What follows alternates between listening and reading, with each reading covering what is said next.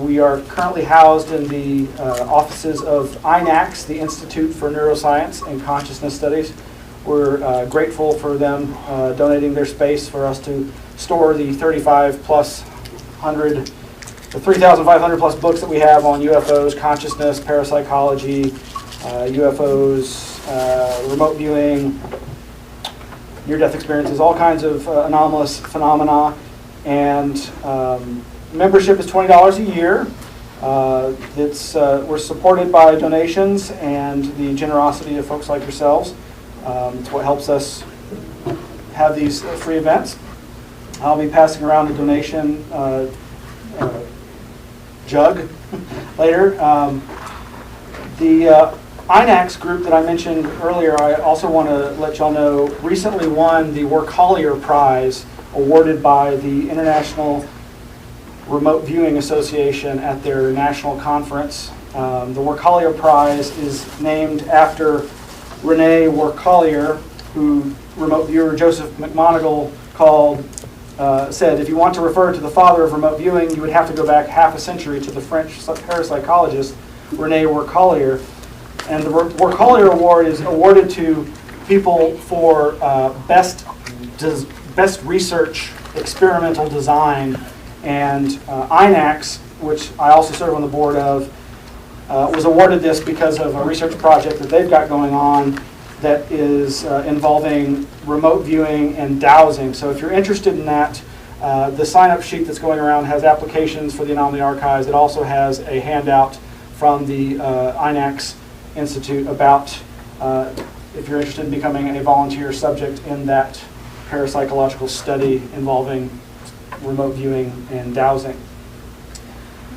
Nick Redfern is our guest tonight, and he has authored well over a dozen books on a variety of Fortean topics, ranging from cryptozoology books dealing with werewolves, lake monsters, Bigfoot, and chupacabras and other sundry creatures. He's also documented many different documents uncovered through the Freedom of Information Act related to UFOs, the contactees, other aspects of our weird world. And some of those books have included Keep Out, Top Secret Places Governments Don't Want You to Know About, The Real Men in Black, Final Events and the Secret Government Group on Demonic UFOs and the Afterlife. That's another really interesting one. And of course, you probably saw him a couple years ago when we had him speak on Contactees, a history of alien-human interaction. So tonight he's going to be talking about pyramids in the Pentagon and the world's weirdest places. I'm going to start with a brief video, some of that's going viral right now that you may have seen. It's got some interesting shots of the pyramids, and we'll lead into that with Nick. So thank you for coming. Welcome.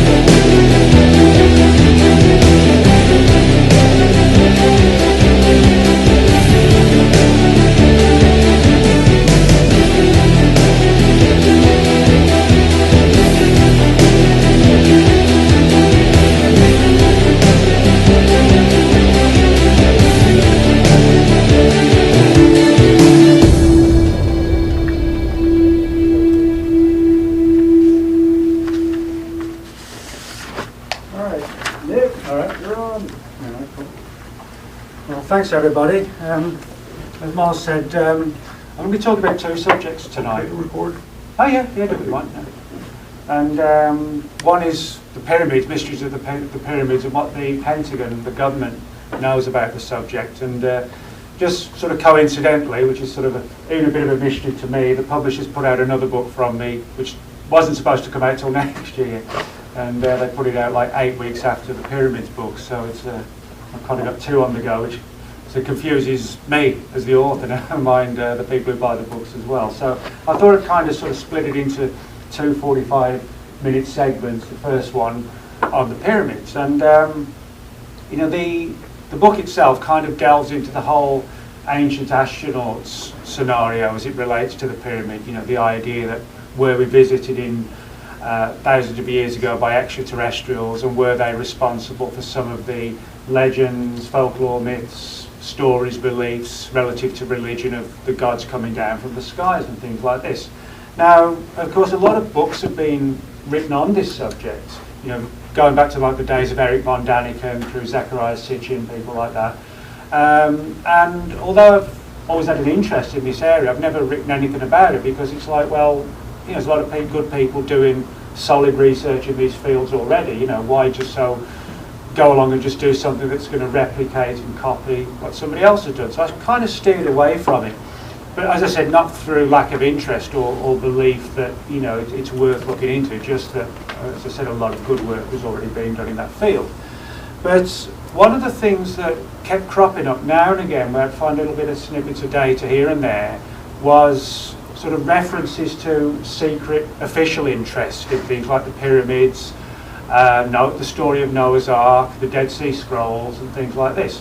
And the more and more I dug into it, the more and more leads I found, to where eventually I thought, wow, you know, this is sort of telling a story that basically covers, if you look at the way the government investigates UFOs today, it's kind of like the equivalent of that, but having an entire project that looked into sort of mystical relics, ancient artifacts, lost civilizations, and ancient astronauts. And as I said, the more I dug into it, the more I found evidence of these sort of projects and sub-projects within sub-projects inside the Pentagon and other agencies, where they've compiled massive amounts of information on places like the pyramids. And so that's basically what led me to sort of do the research and finally write the book. And it sounds a bizarre subject, you know, you imagine the Pentagon spending significant dollar amounts to try and figure out how the pyramids were built. You know, you imagine that's sort of not necessarily the official mandate of the government, you know, to spend your tax dollars on, but nevertheless they were looking into it. And of course, one of the main reasons, as you can probably guess, was that when they were looking at some of these ancient artifacts with so-called magical or supernatural powers, it was, well, can we understand the technology and weaponize it for the present day, if you like? That was sort of the basic scenario. But the one area they focused on more than any other, hence the title of the book, The Pyramids of the Pentagon, was the pyramids of Egypt. Now, the reason why they were digging into this area, I was actually quite surprised to get hold of files through the Freedom of Information Act on this very area, was they were trying to determine if the legends about the pyramids and a lot of other ancient structures around the world, were they built via some sort of anti-gravity or levitation type technology. Now, whether or not that's true, you know, the fact of the matter is that is what the Pentagon was looking at, because if you go back throughout history, to whether it's ancient Egypt, Stonehenge in England, the huge structures in Central America, Mexico, South America, they all have legends about these huge, gigantic, sort of multi-ton stones being moved by, back then, you know, sort of magical means. They would talk about the stones being floated into the sky and just sort of gently pushed into place. Now, of course, today that probably sounds like the closest thing we could imagine to levitation. Now, you know, if we look at the pyramids in Egypt, you know, those stones, people don't realise, you know, the sheer scale of how big, you know, the pyramids are. You know, we're talking sort of, you know, a base of like 600 feet, height 400, multi-tons, you know, some of those stones weigh like 20 tons, you know, and they're sort of 400 feet up in the air, you know, and a lot of studies have been done. People talk about rollers and ropes and pulleys to move the stones and put them in place. But, 20-ton stone, dragging it or pulling it 400 feet in the air, when you look at the logistics of it like that, it's sort of a pretty tough thing to do. And a lot of these stones were actually quarried several hundred miles from where the pyramids were built, or are built. That's what a lot of people don't realise. It's not like they just dug the stone out from 100 yards away and just pulled it across. We're literally talking 500 miles distance. So not only are they reportedly using just manpower, ropes and pulleys to lift the stones into place, first they've got to drag each and every single one of those 20 to 80 ton stones 500 miles, then lift them into place. And you look at how many are on just that one pyramid there. That's actually not even the Great Pyramid, which is even bigger. So, you have a lot of logistics to think about. And people say, well, they rolled them along on, tree trunks, just chucked tree trunks down and rolled them along like that. Well, that's fine, I guess, to an extent, if you're doing it on like a nice tarmacked road, 3-lane highway. We're talking about the desert, dragging it across sand. It's like, imagine you go to, down by Beaumont or somewhere, Galveston, and you try and get a 20-ton rock and a few tree trunks and try and push it along, see how far you get. If you get 500 miles, I'd be amazed. And then if you could raise it 400 feet in the air, I'd be even more amazed. But if you actually look back into the original Egyptian legends, they all talk, this sounds strange what I'm going to say first, but the Egyptians, the British with Stonehenge, Central America, the Maya, the Inca, they all talk about the stones being raised by what they call magical music, or like supernatural tunes, or to the sound of a musical instrument. And what they're actually talking about in modern day technology is what's known as acoustic levitation, which is kind of like it's a bit difficult to explain, but it's where you have what are called sort of acoustic sound waves which can be directed against each other. It's made like a magnet when it pushes against each other. You can't push it together, two opposite poles. It's kind of like that, and between these sort of acoustic waves, if you like, is what's called the resonance zone. And there's been some success made in the labs with raising small objects in what's called this resonance zone. It's kind of like you have like a directed sound energy. And the military's actually been researching this quite a lot, to where they're now able to raise, not heavy, large objects, but something like this size, weighing sort of 20 pounds, in these resonance zones. And it's all done via acoustics or sound. And if you look at the stories of the pyramids particularly, there was a 10th century writer named Al-Masudi, and he wrote back then as to how he'd heard rumours and legends from even ancient texts and books and things like that, about how supposedly the Egyptians, when they built the pyramids, had these long rows of what he described as these mysterious iron rods, and almost like an alleyway of trees, but they were like these poorly described iron rods. And he said that the stones would sort of be pushed gently along these alleyways about this high off the ground, kind of like, if you're pushing a little rowing boat in the water and it would just sail along of its own accord for like 15 feet, then you push it again. And he said that's how they move the stones. From Stonehenge in England, there's a story about how supposedly somebody played a magic flute and the stones raised into the air. In the Mayan culture, they have stories about like the equivalent of an acoustic guitar being plucked and then the stones would raise up again. So, we shouldn't take those stories literally, because a lot of them were sort of passed down orally over, in some cases, 4 or 5 generations or 400 or 500 years. But if you sort of take away the simplistic, magical implication, the folkloric distortion, all of them are talking about sound being used to raise stones. And of course the exact opposite is the idea of using it as a weapon. If you look at the biblical story of the walls of Jericho being brought down by trumpets, it's exactly the opposite. Instead of raising stones, you're using sound waves to actually destroy something. And again, that's something else that the military's working on now. It's like acoustic weapons for sort of crowd control. It's like if, in theory, people are demonstrating about something, you know, they don't like all the cameras being put on the traffic lights or whatever, and somebody goes and complains about it, you know, there's a big demonstration in the local park.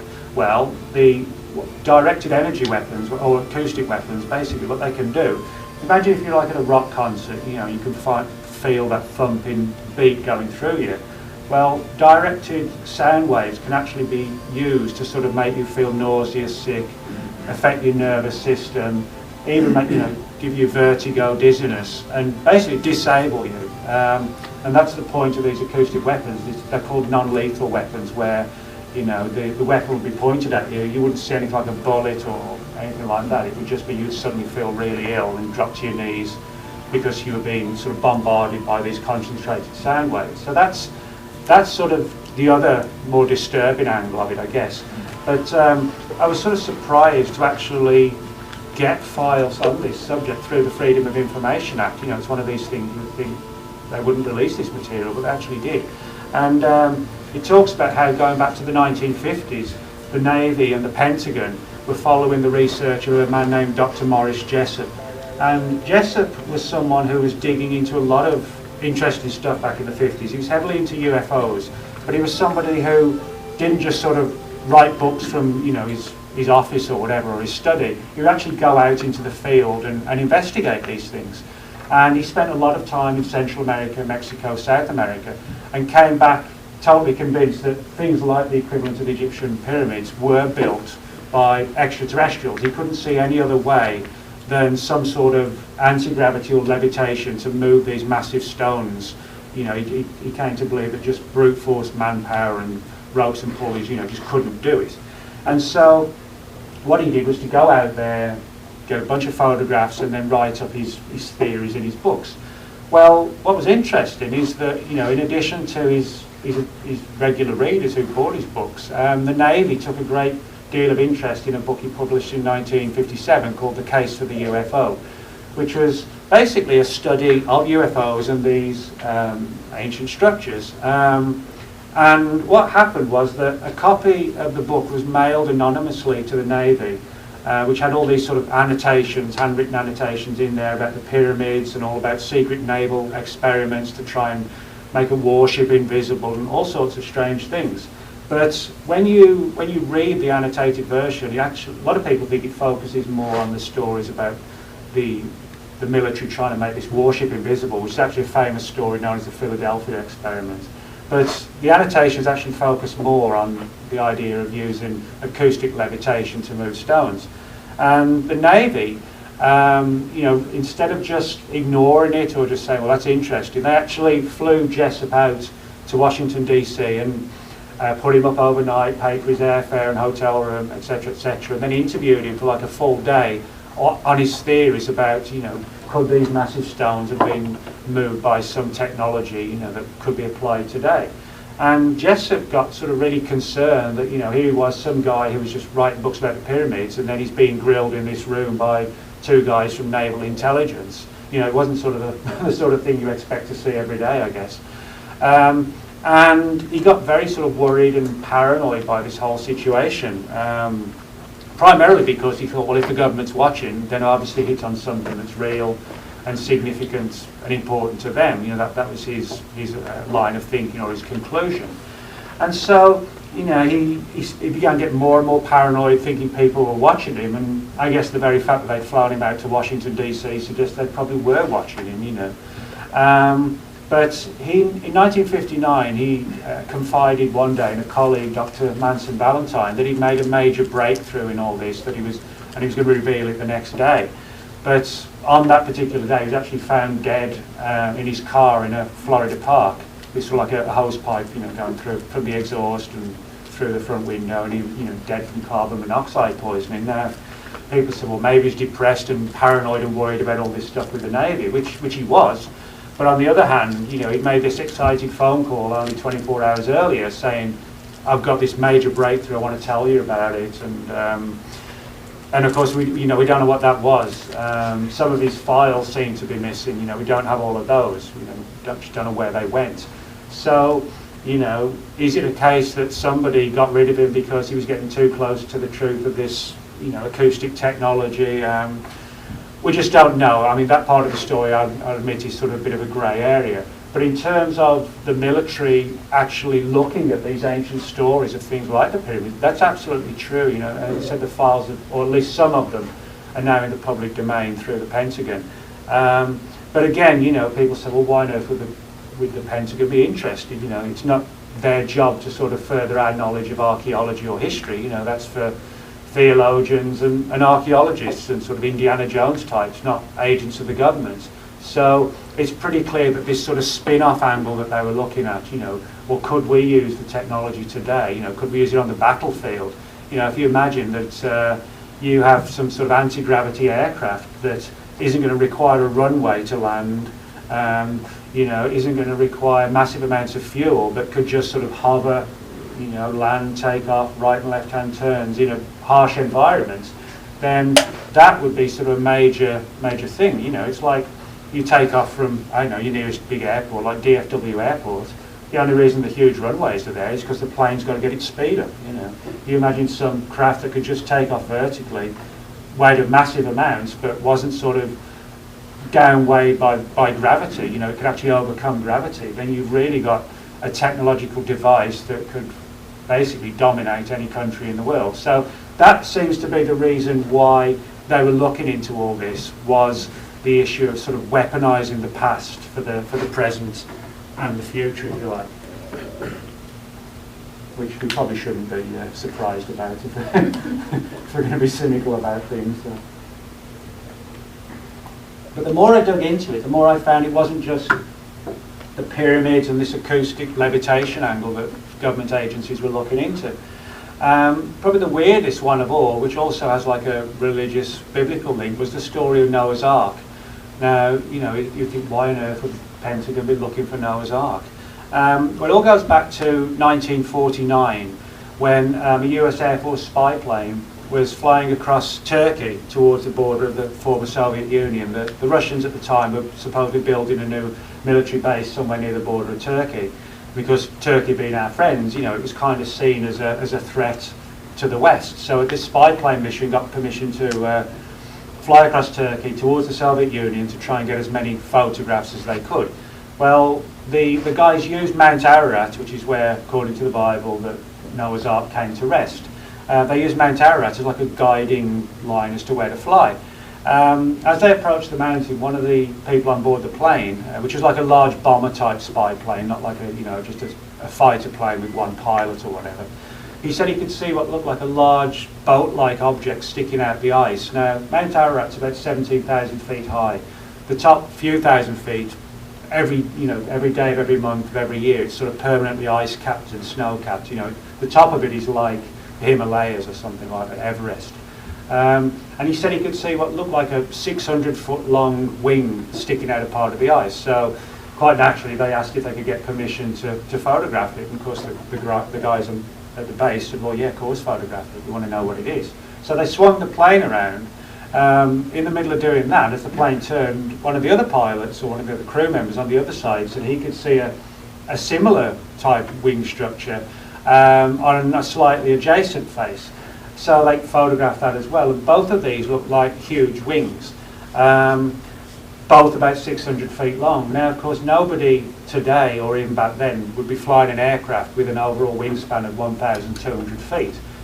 That's if they were wings, you know. They weren't talking about these things looking like ancient wooden boats.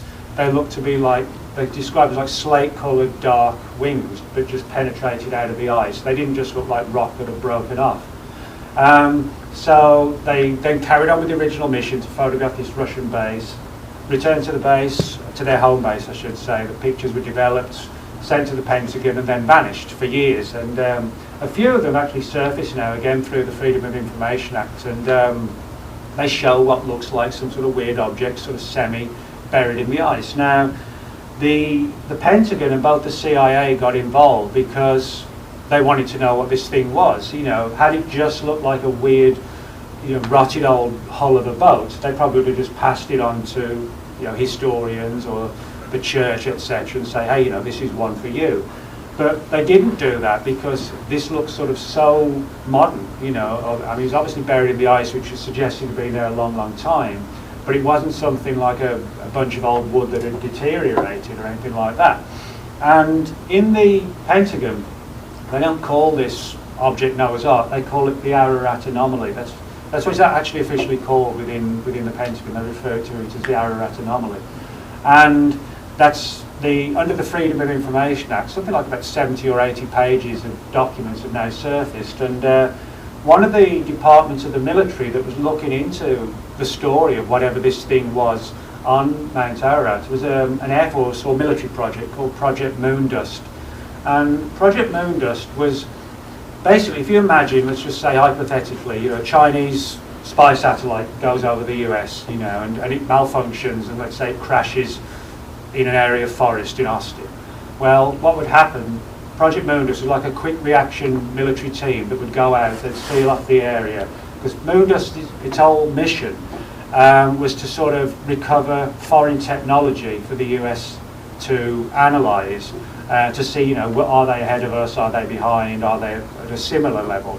So any way for the US to get their hands on foreign technology would be handled by this group called Moondust. So that would be the situation, if a satellite crashed in the woods, they would seal it off, they would bring in like a military transporter vehicle and load all the technology off, and it would be taken to the Air Force's Foreign Technology Division at Wright-Patterson Air Force Base, where it would be studied, to determine how good or bad or somewhere in between it was. So the very fact that this project, Moondust, was looking at the story of Noah's Ark is suggesting that they had their eyes set on the notion or the idea that Noah's Ark was some sort of highly advanced technological device, not just, as I said, a bunch of old rotting wood. And so we know Moondust were involved, we know the CIA were involved, and the CIA have sort of had a strange relationship to the story of the Ararat Anomaly, in the sense that they've said, well, yeah, we did take some photographs, we did actually sort of divert a spy satellite over there once, but we didn't really find anything, we just left it at that. But of the number of files, the small number of files that have surfaced through the Freedom of Information Act, one of them talks about how the CIA had standing orders that every time a new book was released on the subject, they would get a copy of it. That their personnel were ordered to get copies, which were housed in the library of the Scientific and Technological Intelligence Division of the CIA, which is called the S&T. And to give you one example, in 1975, there was a guy named Fernand Navarro who released a book on Noah's Ark. He was promoting it at a shopping mall in Washington, D.C. And one of the files actually talks about how people from the CIA Science and Technology Office went out to the shopping mall just in sort of plain clothes, t-shirt or open collar or whatever, and sat in the audience and listened to the lecture, and then prepared this sort of full report for the CIA as to what the latest findings were in his book. So, this kind of makes a mockery of the idea that the CIA wasn't really that interested if they're actually sending agents out to sit in the audience and report back on who's saying what about the latest revelations on Noah's Ark. And again, like with the pyramids, something like Noah's Ark is not something you would imagine government personnel would be looking into unless there was another reason that goes beyond the sort of historical, biblical angle. And that would again seem to suggest, because Moondust were involved, they were looking at some sort of technology. One of the other guys I was closely watching in relation to this same story was a man named George Van Tassel. George Van Tassel was a very controversial character from the early years of the contactee movement. He claimed a lot of face-to-face encounters with very sort of human-looking aliens in the early 1950s and through the 60s. Now, George Van Tassel has his believers, as he has his detractors and people somewhere in between. But what was interesting is that the FBI and the National Security Agency had held massive files on Van Tassel. I got hold of the FBI's, which is like this thick. You could prop that door open if it's that heavy. And the file basically contains evidence showing that pretty much every lecture Van Tassel gave, or conference I should say, where it's like a high-profile lecture, they were there listening and watching. And in pretty much all the lectures he gave after about 1956, he was speaking about how he believed that Noah's Ark, Noah's Ark was not like a huge ark full of animals. He believed it was like an alien ark, filled with the DNA, if you like, of animals. Now, you know, if you read and take literally the biblical account, you know, Noah supposedly took 2 by 2 animals onto the ark, you know, but if you think of the logistics of it, you know, how did he get 2 fully grown man-eating lions onto the ark, you know? I'd like to see somebody try that. I don't think that'd last very long, you know, so, or a tiger or 2 crocodiles. How do you travel the entire world before the flood's about to strike and get, you know, 2 of every animal from South America, then you zip across to Africa, then Australia, the North Pole, the polar bears and penguins or whatever, you know, it's not feasible, you know, to get 2 of every animal on the planet onto a boat would sink it, you know, because there are hundreds of thousands of different types of animals. But what's interesting is that most cultures around the world have flood legends attached to them, and they all have their own equivalent stories to Noah's Ark. Probably the most famous other one is Gilgamesh, the Epic of Gilgamesh, which talks about this, you know, god or the gods warning about a gigantic flood coming and picking a certain family or group of people to survive it. In the Epic of Gilgamesh, this giant ark comes to rest on a mountain in northern India. There's a Native American story about their gods telling them to build what they would describe as like magical canoes, which they would be populated with animals and they would survive. There's stories from England, where I'm originally from, you know, the gods coming down saying the planet's going to be decimated by a flood and picking certain people who are going to lead the way afterwards. So all cultures have these stories, they just put their own spin and interpretation on it, but it probably does suggest there were floods. But whereas the Bible talks about animals being taken on board, Gilgamesh talks about the essence of the animals being taken on board. Another one talks about the spirit of the animals, and this has been interpreted in a way that might make more sense. You know, it's kind of like, you know, like today, I mean, a woman who's trying to get pregnant, can't get pregnant, she has her eggs preserved, you know, stored, and in simple terms, frozen, if you like. Well, that's the idea that people were looking at, who the CIA was watching.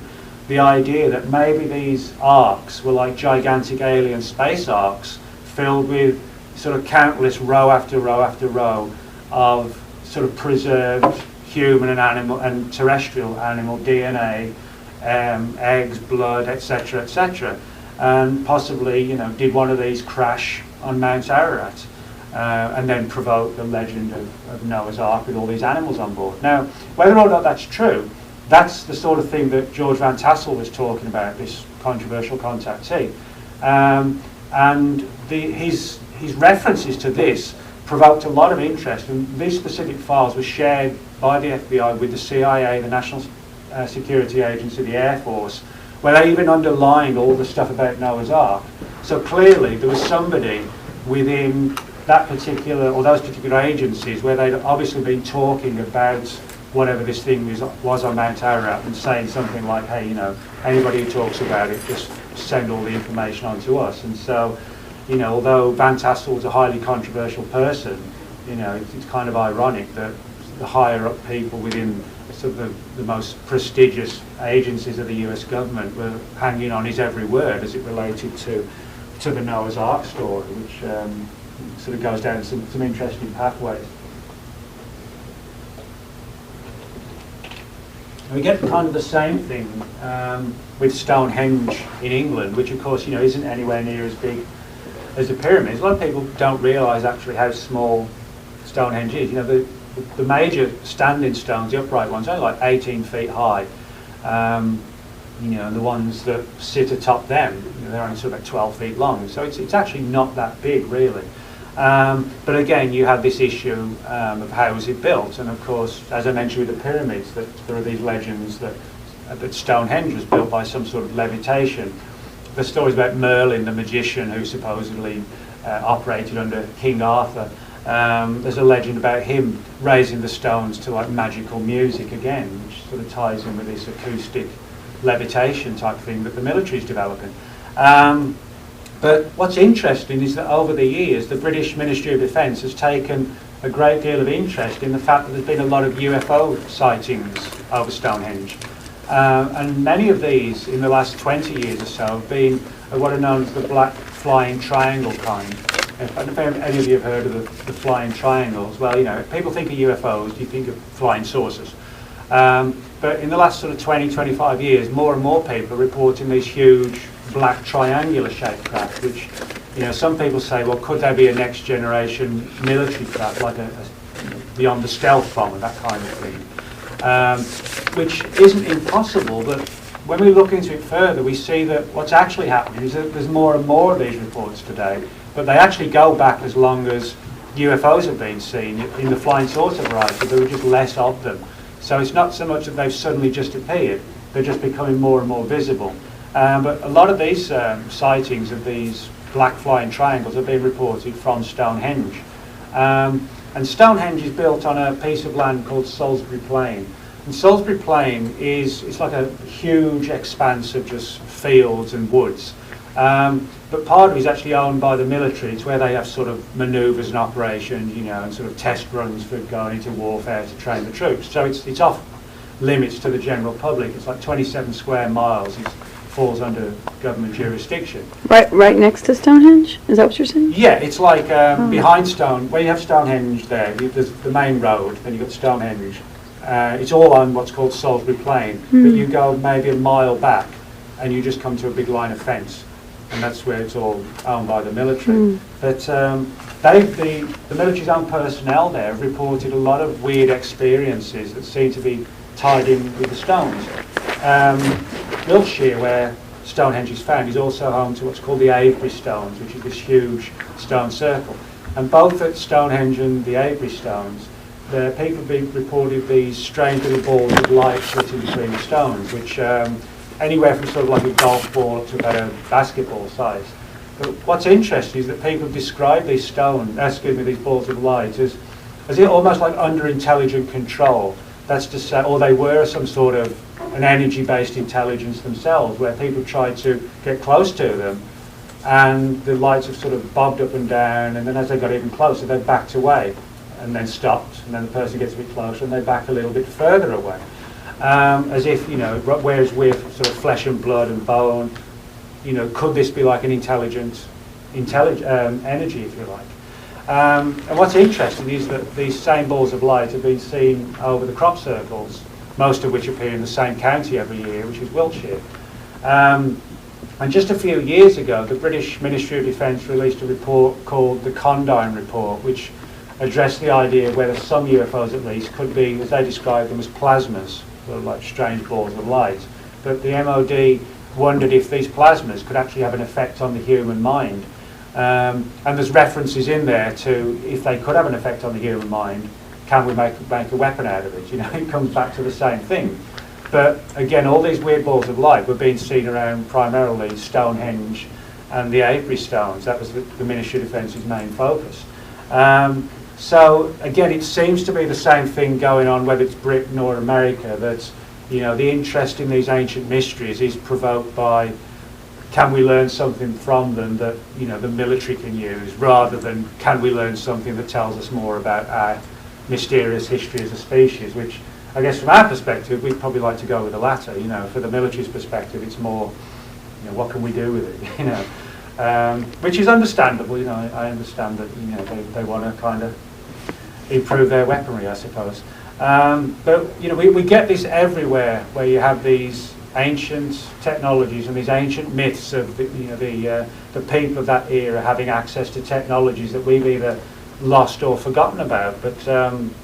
And this is reflected in some of the files where they talk about the idea that, you know, if the pyramids were built by something like levitation or anti-gravity, they're not talking about some vast machinery, you know, and factories powering these things, because we'll probably find evidence. You know, we've got the pyramids, so if we're talking about massive mechanized machines that were somehow powering it somehow, why wouldn't we find evidence of those as well? You know, arguably we should. So they were looking at the idea of whether or not ancient man possessed technologies or energies very different to ours, maybe even more of like a mind-based, like a psychic phenomenon, you know, actually using the power of the mind to lift stones, you know, in the same way that we would sort of just use your hands. You know, the idea was that they were looking at, you know, have we today developed technologically, but have we lost part of our the abilities of the human mind to actually perform fantastic tasks. And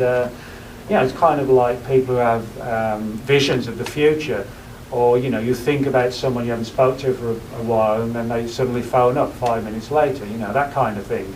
That's almost like a random use of these sort of latent psychic powers that I think all of us do have, but we've forgotten how to harness it on like a permanent, really sort of strong fashion. And that's one of the areas they were looking at, the idea that, well, maybe ancient man knew how to just switch that on just like that, and could apply it. So in other words, they were considering the possibilities that in the very, very distant past, there could have existed ways and means to build these that just didn't involve, sort of machinery and cranes or anything like that at all.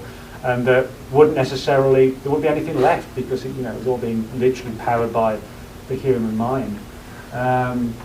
So, again, but whether it's true or not, it's still fascinating that the Pentagon, would be sort of having round table think tank discussions on this particular theory. But for me, the most sort of fascinating aspect of all this related to a very ancient text called the Mahabharata. And the Mahabharata, for those who don't know what it is, it's a very ancient Indian text that's been suggested it goes back sort of 6,000 to 8,000 years BC, which is a long way. Even though our planet is billions of years old, in terms of the human race, when you start going back sort of 10,000 BC, it actually starts to get foggy even then. And then we're just down to simplistic stories of cavemen, and things like that. But then you have sort of this weird situation where it's so foggy that we go from cavemen to people building pyramids. It's like it changed almost overnight, where there should have been like a gradual process. It's one of the things a lot of people forget with the people in Egypt, the Egyptians, or whoever built the pyramids. There's some theories that maybe the Egyptians actually inherited them, moved into the area, and that we don't really know who built them. But if it was the Egyptians, they went from being sort of just hunter-gatherers to being able to move stones and build something like that. It's like we don't see evidence in history of a gradual process. Like with us, you have the Industrial Revolution, where you go from having the wheel and a horse and cart, and then you develop steam engines and propeller-driven aircraft, jet planes, spacecraft. We don't see that. They go from one thing to the next. So this has sort of given rise. Could there have been ancient civilizations that came before us that possibly we're seeing the remnants of, or some of their ancient history survived and was passed on to the next generation, and it got sort of distorted and lost in folklore. And this is sort of what relates to this book called the Mahabharata, this ancient Indian text. And it talks about a very ancient war in northern India. And as I said, there are ideas it could be 8,000 years old, 10,000. There are some rumours that the Mahabharata might be based on an even more ancient text. We could be talking about 30 or 40,000 years ago. And if that is the case, that would sort of blow away all the theories on when the human race really began to develop in terms of cities, writing, civilizations, culture, etc. But it's kind of like if we got destroyed tomorrow, what would be left of us 40,000 years time if it was like a really massive worldwide disaster?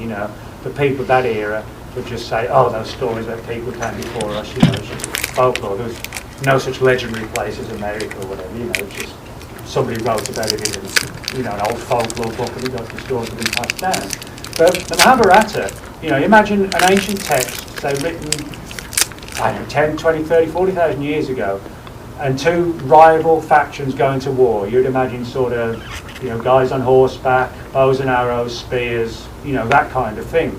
Well, the Mahabharata actually talks about something totally different. It talks about these two opposing forces having these giant iron rods that they could unleash into the sky from the ground, and that would hit cities, and there'd be this blinding flash, and the entire city would just be decimated, flattened.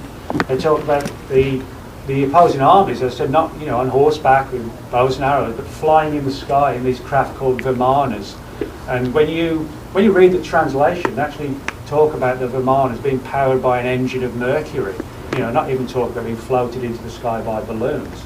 And for all intents and purposes, when you read it, it sounds like a Top Gun type dogfight in the sky. And it also talks about these Vermaners unleashing these iron rods at the cities and just destroying them, just nothing left at all. Also talks about this massive plume of smoke that would hang in the sky like 2 miles high for weeks, which kind of sounds like a mushroom cloud, after an atomic bomb explosion.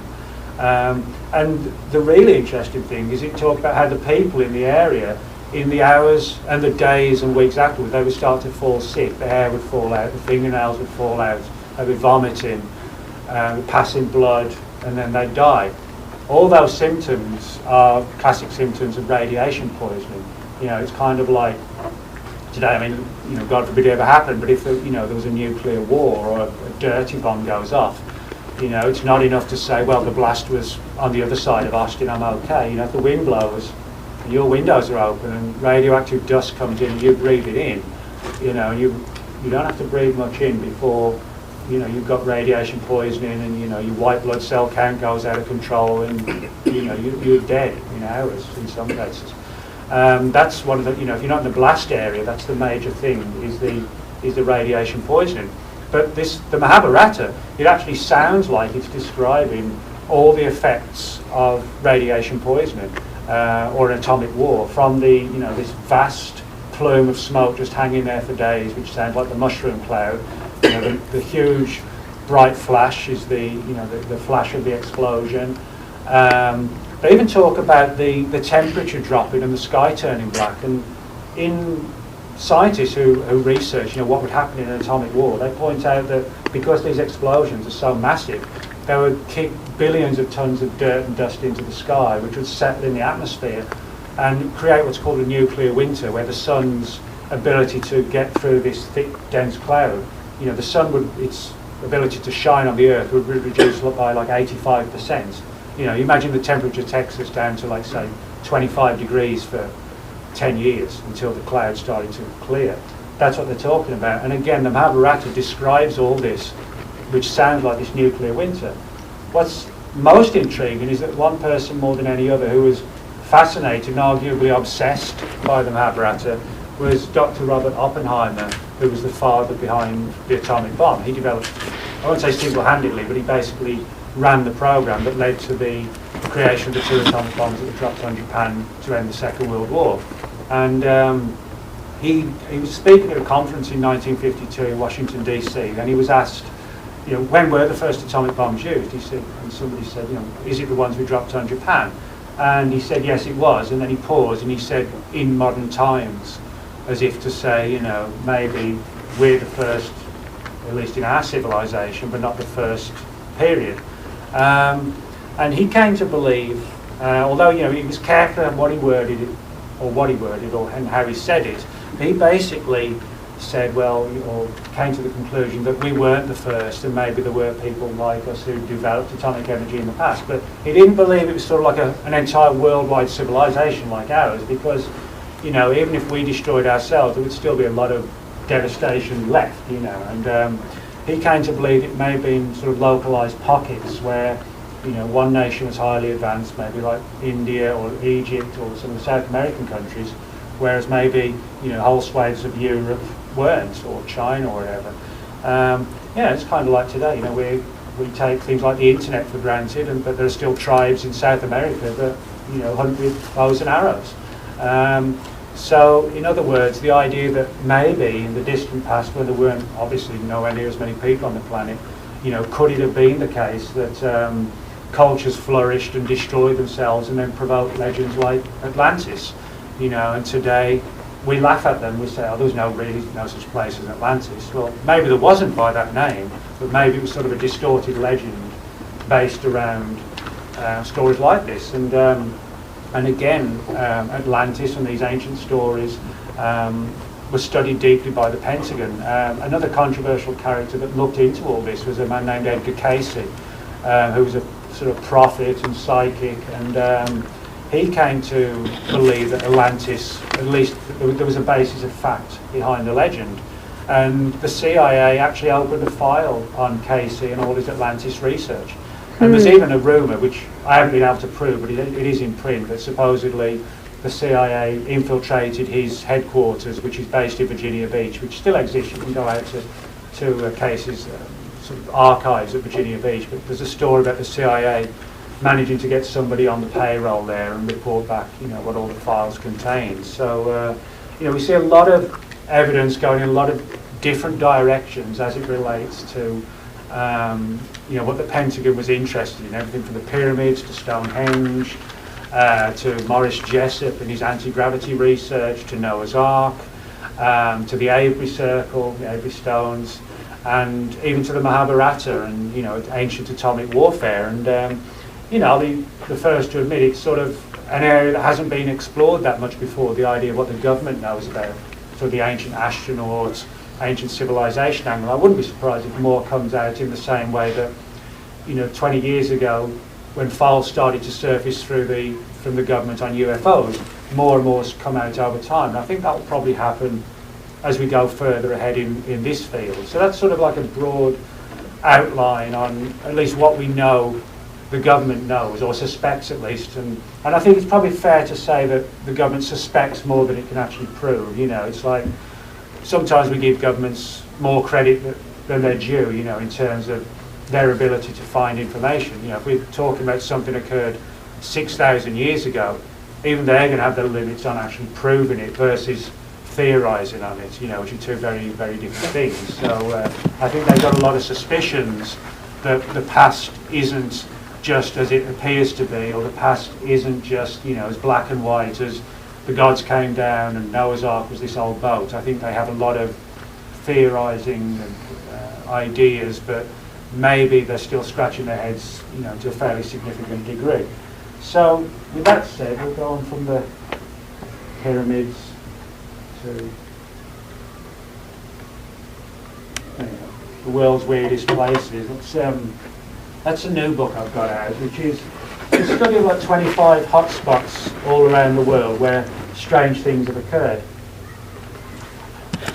Now, people say to me, well, how do you define, what a hotspot is? Can you define it? Well, a hotspot to me is, somebody sees a UFO, I know, over Dallas tonight. That doesn't mean Dallas is weird. Well, I live in Dallas, and Dallas is weird. But I mean, joking aside, if somebody just sees a UFO flying over Dallas, the phenomenon that they've seen is weird, but the place isn't.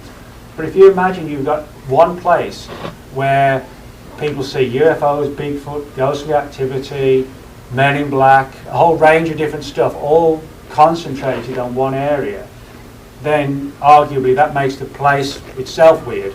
And the one that I don't focus on in the book, because it's been done to death, is Point Pleasant, West Virginia, where in the 1960s you had a whole range of strange stuff that was chronicled by John Keel in his book The Mothman Prophecies, which was turned into a movie about 10 years ago.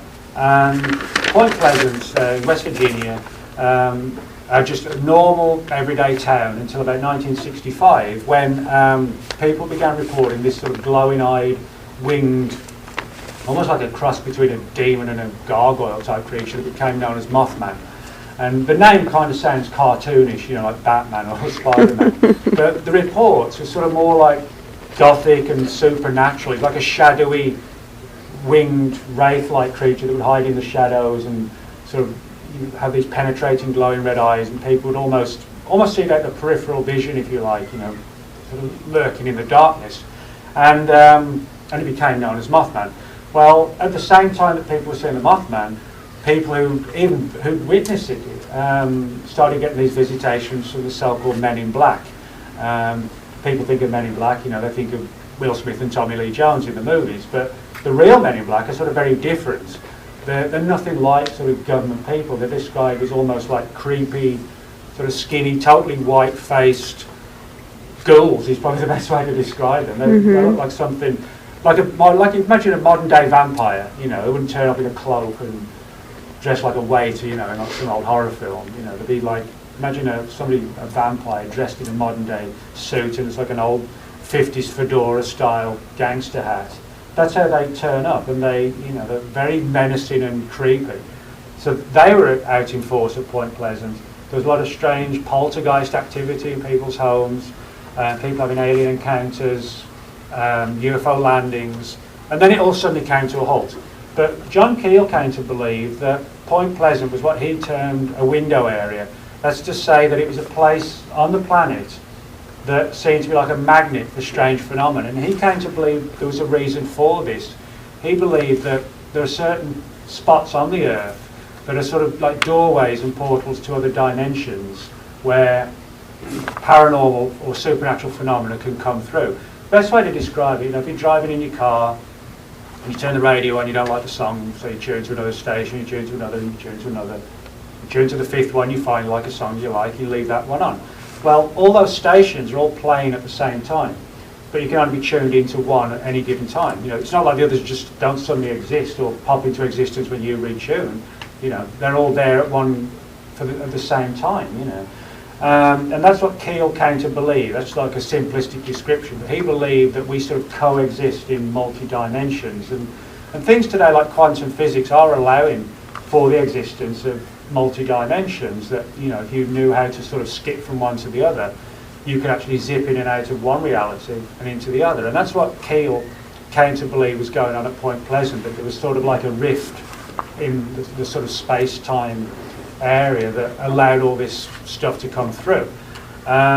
So that's basically the theme of the book. It looks at sort of 25 hotspots around the world where a lot of strange stuff has happened.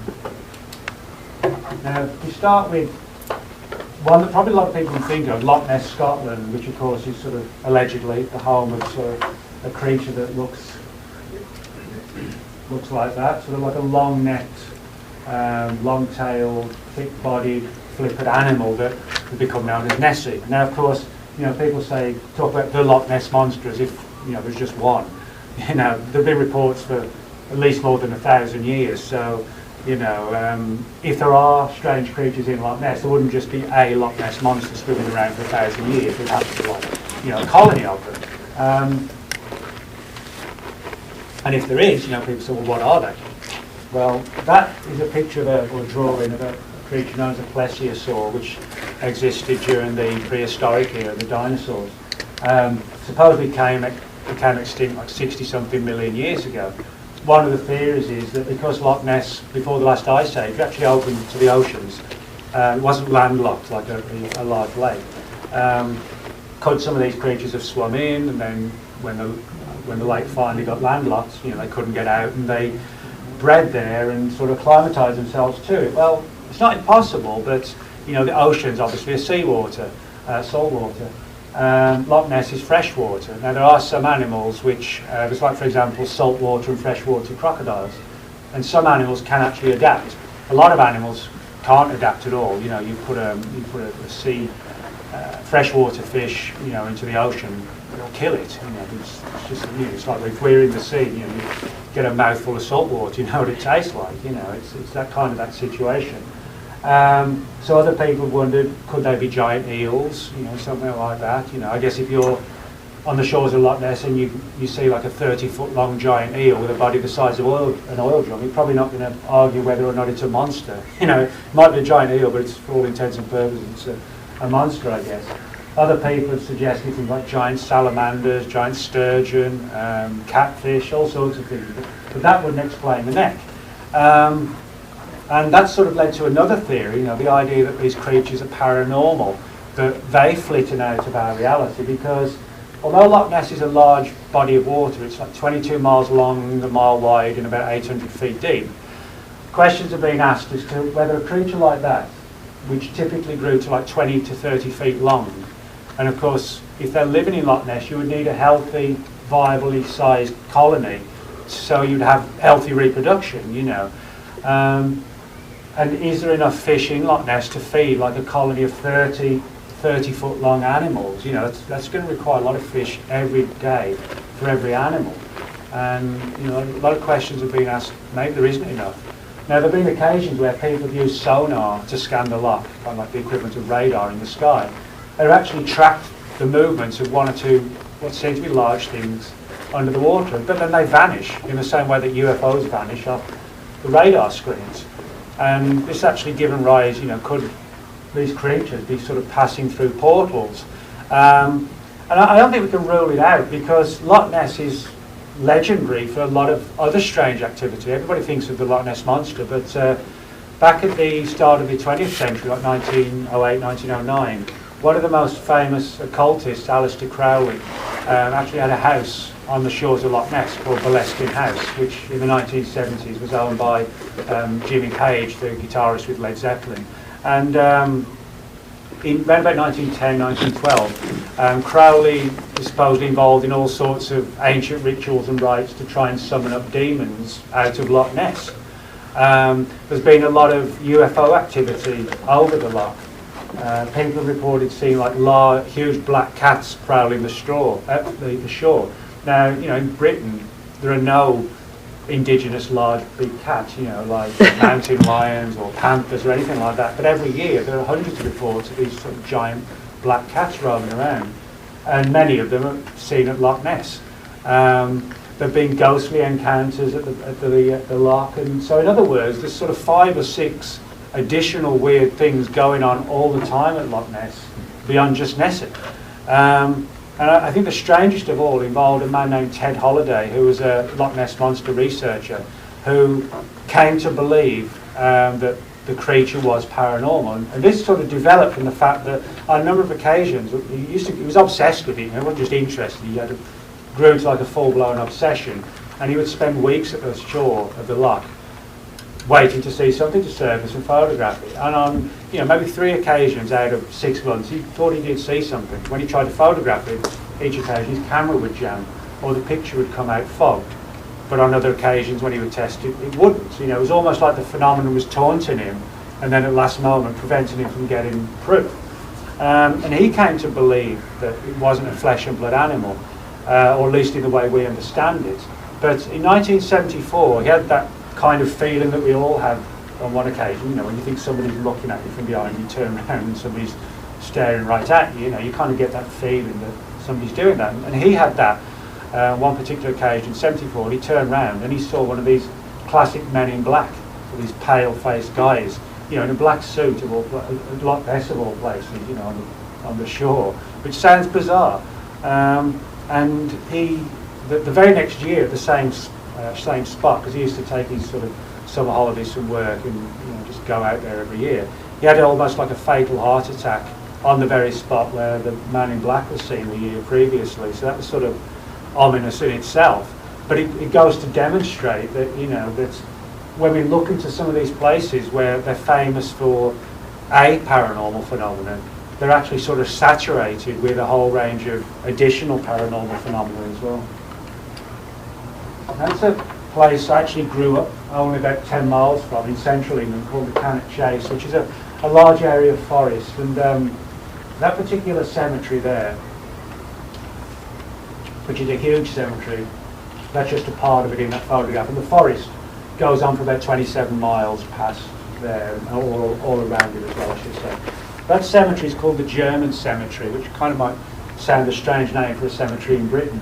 But the reason it's called the German Cemetery is because when the Second World War was going on and German pilots were coming to Britain and bombing the country, there were guys on the ground with sort of artillery weapons firing upwards to bring the planes down, or British aircraft would be up there trying to knock them out of the sky.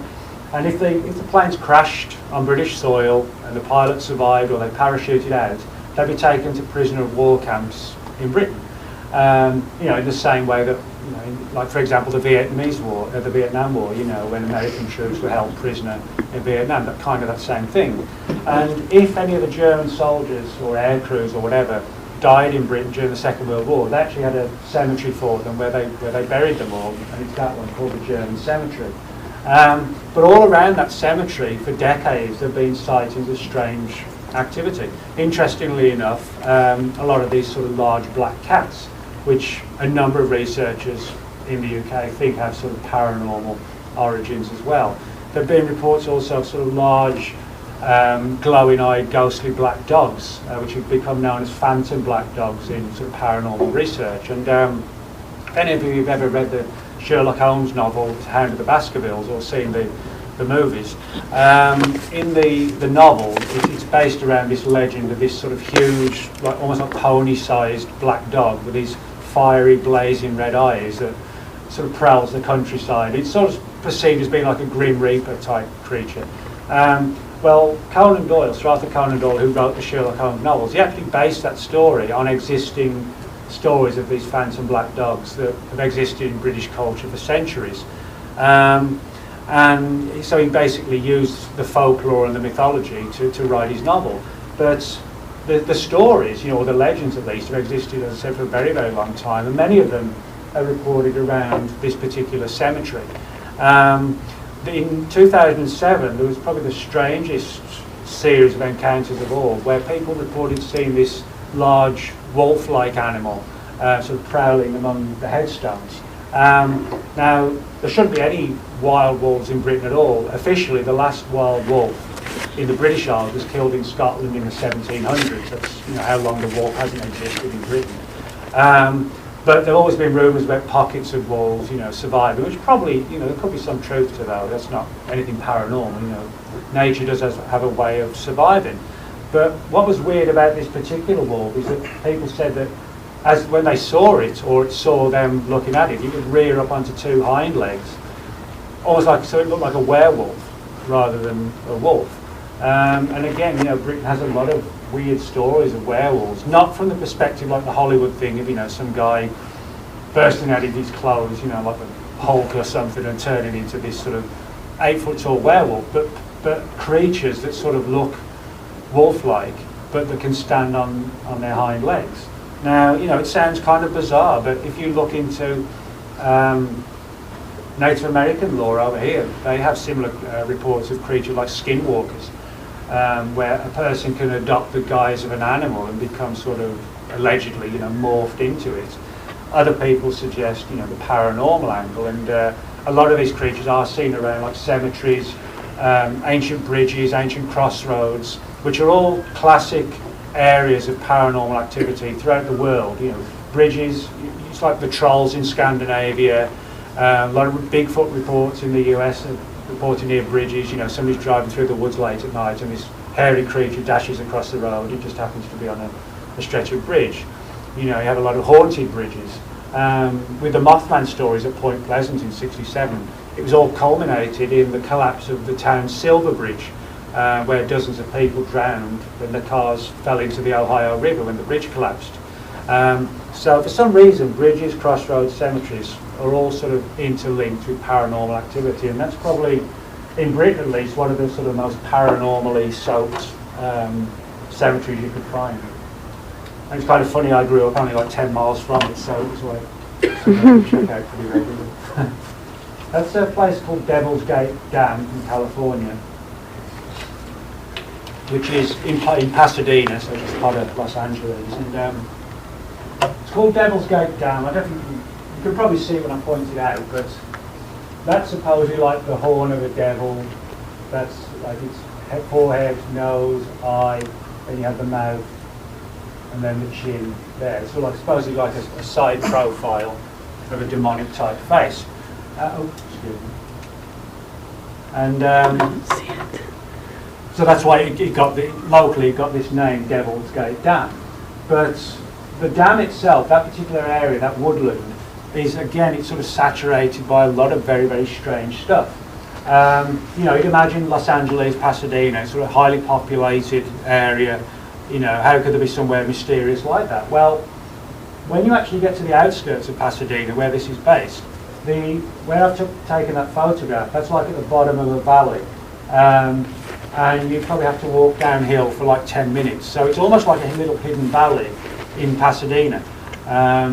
And because of the way the wind blows and the ground, etc., when you're down there, it actually masks all the sound of the city, and it actually feels like you're in the middle of nowhere. And in reality, you're just you're very deep down in the middle of Pasadena, but it's heavily forested and wooded, and there are these hills and rivers, and it's kind of a spooky-looking location. But in the 1930s.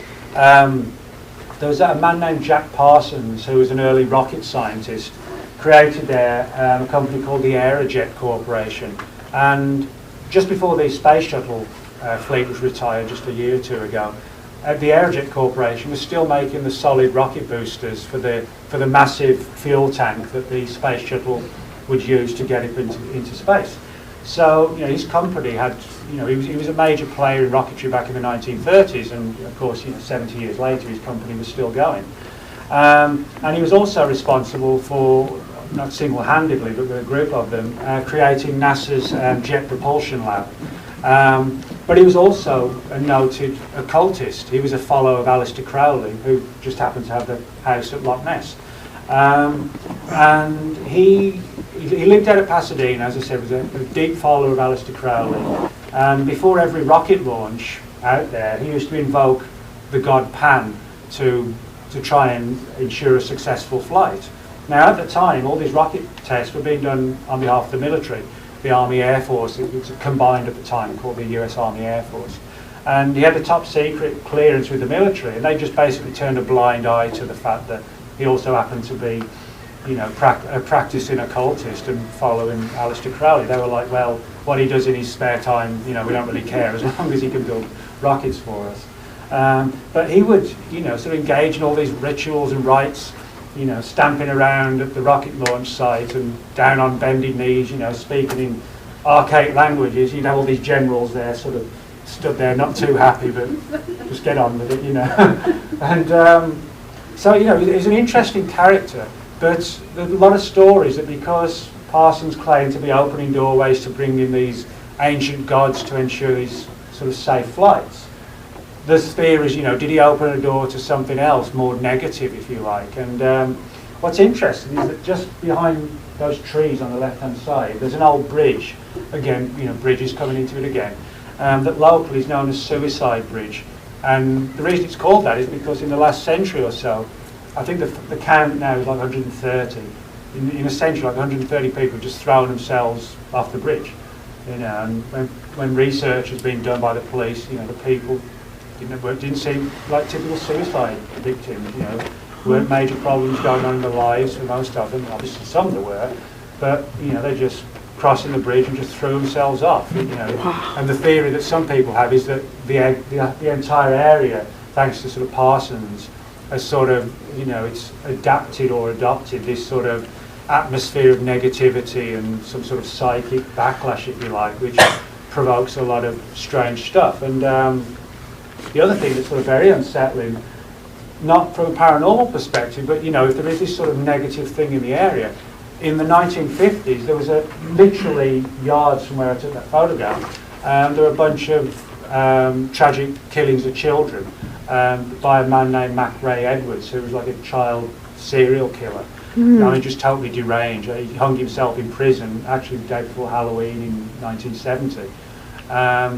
And, you know, it was, people have said, you know, is it the area? You know, was it something to do with that? We don't know, you know, that's kind of a more controversial, disturbing angle, but the fact that, you know, all these people killed themselves there, you know, Jack Parsons doing all these weird rites, and then you have this serial killer literally roaming this same area as well. A lot of people go there and they just feel this sense of something not being right about the area, you know, it's like something they're not able to define properly. You know, kind of like sometimes people go to a house or a place and they just don't like it for some reason, and a lot of people get that out at Devil's Gate Dam. But what's even kind of stranger, you know, you'd imagine that today NASA or the government would want to distance themselves from Parsons, but they actually don't. Every Halloween, and I'm really not making this up, but every Halloween, NASA's Jet Propulsion Lab, which is just at the other side of the dam, they have what's called Jack Parsons Day, where on Halloween they sort of pay homage to him, and they bring out these life-size mannequins, dummies, dressed as Parsons and all his colleagues, and they sort of toast him and to all the work he did. And they have this legend that the Jet Propulsion Lab actually stands for Jack Parsons Lives. You know, this is sort of the people who are sort of sending people into space and rockets into space, and they're sort of paying homage to Jack Parsons, you know, this occultist, and you know, kind of saying, it sounds strange because it actually is strange, you know. And even Parsons came to a violent end. He had a lab in his basement in his house in Pasadena in 1952. Actually blew himself up in the middle of an experiment. I mean, literally blew himself to pieces. And there was a rumour that he was trying to conjure up a creature known as a homunculus. Homunculus is like a, if you look it up on the internet, it's basically described like a small, little human-like figure with magical powers, which some people describe as, you know, like the little typical alien greys, because Parsons claimed to have opened a portal to bring flying saucers into our world in 1947 when the whole UFO wave first kicked off. He claimed that he opened the doorway and the saucers came through.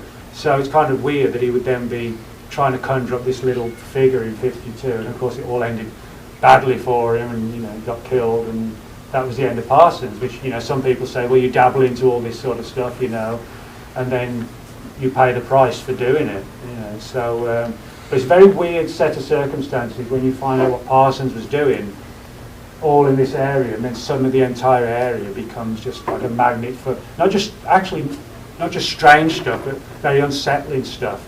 You know, it's one thing to see a big black cat at Loch Ness or Loch Ness Monster, but everything out there was just connected with death. You know, whether it's Parsons' death, the children's death, people throwing themselves off the bridge. You know, and the fact that we're not talking about an area of, you know, 2 square miles where you could say, well, stuff just happens. You know, no, we're talking about a concentrated little valley type area, and you know, and nothing else. So that's probably one of the more unsettling, weird places as well. That's one that's a little bit lighter, but no less weird, which is Sedona, Arizona, where I actually got heat stroke for the first time when I moved over. I didn't realise how hot America could get, and stomping through the mountains, and didn't feel too good after an hour or so.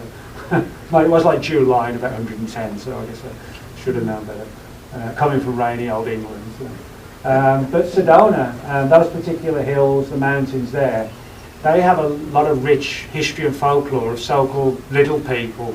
You know, cultures all around the world have tales of goblins and gnomes and fairies and all that sort of thing. And you know, when people think of fairies, you know, you think of these sort of little, sort of female-like things with tiny wings. That imagery was only created about 150 years ago in Victorian England. Before that, they were described as more sort of like 3 foot tall, not dissimilar to the so-called greys, you know, the alien greys today, like little figures that would come out at night and break into people's homes and steal babies and things like this, which is kind of like the alien hybrid stuff we hear today. But out at Sedona, we get a lot of very similar stories. The Native Americans of that area centuries ago believed that there were these sort of magical small creatures that lived deep below the mountains in these hollowed out areas, and if you knew how to get in there, you know, that there would be these ancient sort of tribes that lived deep underground that only surfaced at night because their eyes couldn't tolerate daylight and things like that. There's also been a lot of UFO activity around Sedona, and a great deal of Bigfoot sightings as well. But what's interesting about the Bigfoot sightings is that, you know, a lot of people who study things like Bigfoot and the Loch Ness Monster, which collectively is called cryptozoology, you know, they take the view that these are just unknown animals that science hasn't found yet and nothing else. But a lot of the Bigfoot sightings out at Sedona, people have reported seeing these creatures, and then they've kind of just vanished. You know, I mean, literally as if they'd walked through almost like an invisible doorway. And again, this has given rise to the idea of these portal type scenarios, you know, flitting in and out of reality. And could Bigfoot be kind of like one of these interdimensional beings, if you like, that sort of flits in and out of our reality, which might explain why, you know, a creature that's like 8 foot tall, why it's been so difficult for us to catch one. You know, it's like we find, I mean, people say, well, most people never see a mountain lion, but we know they're out there. Well, yeah, most people don't ever see a mountain lion in the flesh, but we do have them in zoos. They do get hit by cars. You know, we do have evidence of them. But Bigfoot, the Yeti, the abominable snowman, all these, they're always kind of one step ahead of us or away from us. And it's almost to the point of where it's not just good luck, you know, they'd have to be the luckiest thing on the planet. Never, ever to get shot, never to get, you know, die in the woods, and just once, you know, a hunter stumble on them, you know, not asking for it to happen 100 times, because, you know, nature does take care of animals in the wild. You know, if say a deer just dies of old age in the woods, it doesn't last long because all the smaller animals eat it. You know, that's nature. But you would think just once, a 400 to 500 pound ape in a country as advanced as the United States, if there are entire tribes of them all across the country, we should get one, unless, you know, they're only here temporarily. And that's kind of borne out by the situation at Sedona, that they appear to be sort of window areas that these things come through, which, if that is true, then that might suggest they're not just apes. You know, I think it's our character as people to think that if an animal looks savage and hairy and got fangs, it's stupid. You know, what if they're highly intelligent and evolved, and you know they're only here part of the time, and probably with good sense. You know, I mean, they want to mix with us. You know, we probably, what would we do other than shoot it? You know, so those are the sort of things that are going on in Sedona. You know, some very different stuff. You know, bring Bigfoot into the mix. Roswell, New Mexico, and you can see that's one of the street lights at Roswell. Which, welcome to Roswell. And Roswell's weird in itself because the street lights all have these sort of black eyes, black alien eyes painted on them to make it look like an alien head. So you know they've really sort of embraced the story of the crashed UFO. You know, that everybody knows. You know, you don't have to be interested in UFOs. Somebody says, watch Roswell, and I say, oh, that's the UFO place, you know. And, but again, people don't realise that there's a great deal of other strange stuff going on at Roswell as well. I'm sure all of you have heard the legends, and most of them are legends, but there was one story that was verified about these so-called alligators in the sewers in New York. Well, Roswell has its own equivalent of an alligator supposedly roaming the sewers of Roswell. How an alligator got into Roswell, we're not quite sure, but it has its own story. Now there are three old buildings. One's a courthouse, one's an old theatre, and the other one's a jail, where people have reported ghostly activity, sort of strange voices. And the courthouse was actually where, just after Roswell was set up in the 19th century, it actually had hangings there. And you know, it's been suggested it's the ghosts of the people who were hung. So the town actually has a lot of ghostly activity attached to it. There's a famous orchard in town where there's a story of this sort of legless figure that sort of glides between the orchards, between the trees.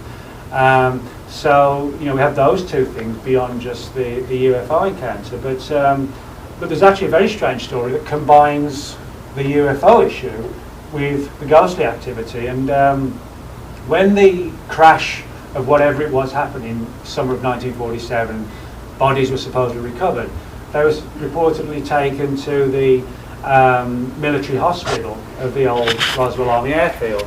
Well, the military base closed down years ago, and at the same time as that, of course, the hospital did.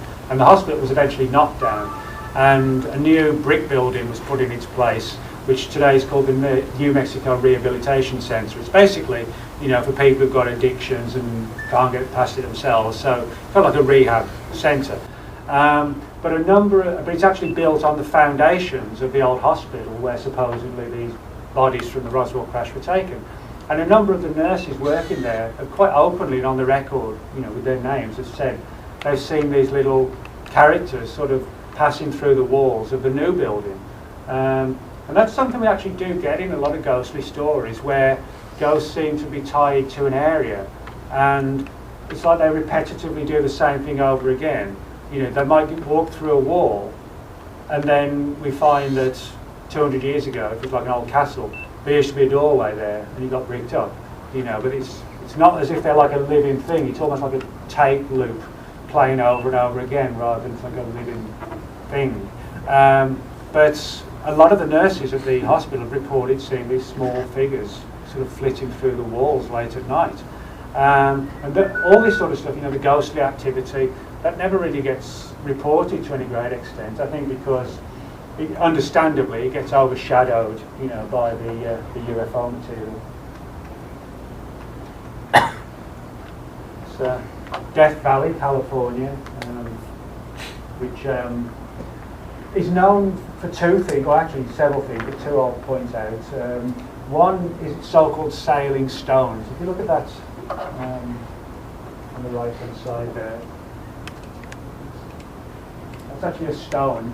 I don't know if you can see there, Mark, like a line, a slight line behind it. Well, the Death Valley is home to what are called the sailing stones, and basically they're stones anywhere from like the size of that chair upwards. You know, it's pretty big rocks and stones, and people, you can go out there and you can see these stones. They have like a trail behind them which goes on for miles, and they've actually moved across the desert floor.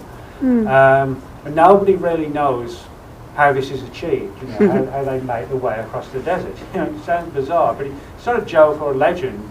You can go out there anytime and see them. The weird thing is nobody's actually seen them in motion. They've only seen them sort of at a standstill with this huge trail behind them. In some cases, they've actually turned around like 180 degrees and sort of gone back the other way almost. You know, didn't like that one. We'll try somewhere else. You know, so and the most down-to-earth theory is because Death Valley is so hot, but it gets a lot of sudden out-of-the-blue rain.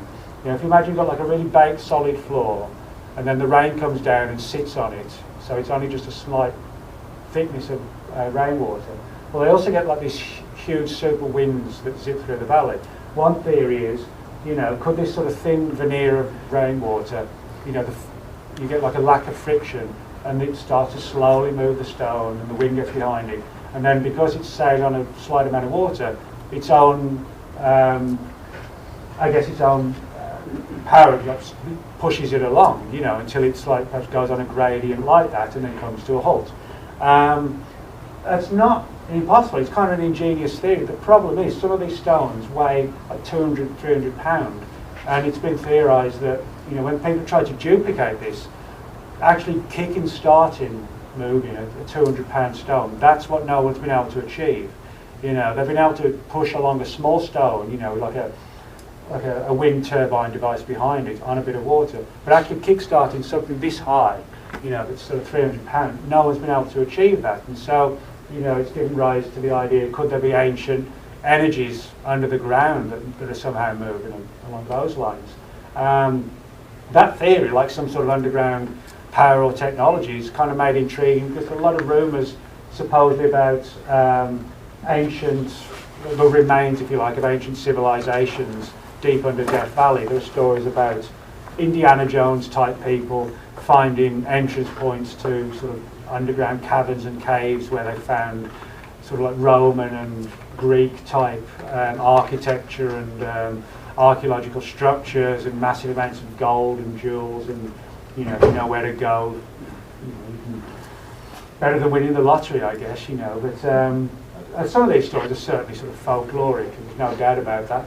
But it's interesting that they've surfaced, or the stories, you know, relate to somewhere underground, and we have these tales about these stones actually being moved, possibly by something underground. You know, could we be looking at like an ancient technology associated with whoever these early people were? That actual photograph was taken by, that's an official US government photograph taken by like the I think it's the US government geological survey it's called, and they've taken quite a deep interest in the so-called sailing stones. And if you go out there, you know, and you pick the right spot, you can see them all over the place at any time of the year. It's not even, you know, one type of year, part of the year when they appear and others they don't. It's just totally at random. And a number of universities have gone out on expeditions, you know, to try and figure out what's going on.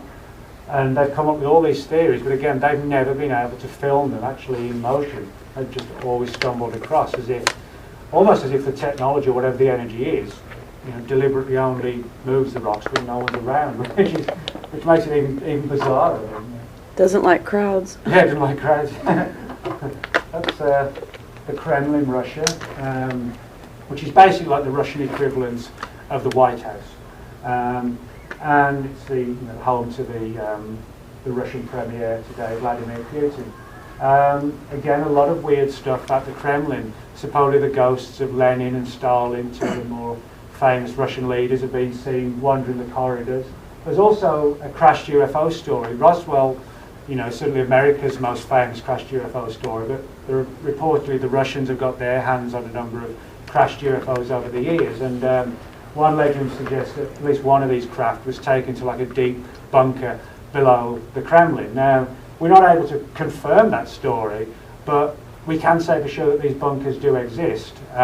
It's like most countries around the world, when the threat of nuclear war became realised, that they started building massive underground places to survive the attacks, and start over again, or at least the government would be starting over again while we left to fry, I guess, upstairs. But so the Kremlin does have these bunker type areas. They do exist, and had there been a nuclear war, from the Russians' perspective, that's where sort of their leaders and the government people would have gone, sort of 300 feet underground in steel reinforced vaults, with 3 months of water and food and whatever else. So, the potential is there for for the story to have some sort of truth to it. That's Halifax, Canada, which that actually shows the results of an explosion that occurred there in 1918, where two ships collided in the harbour.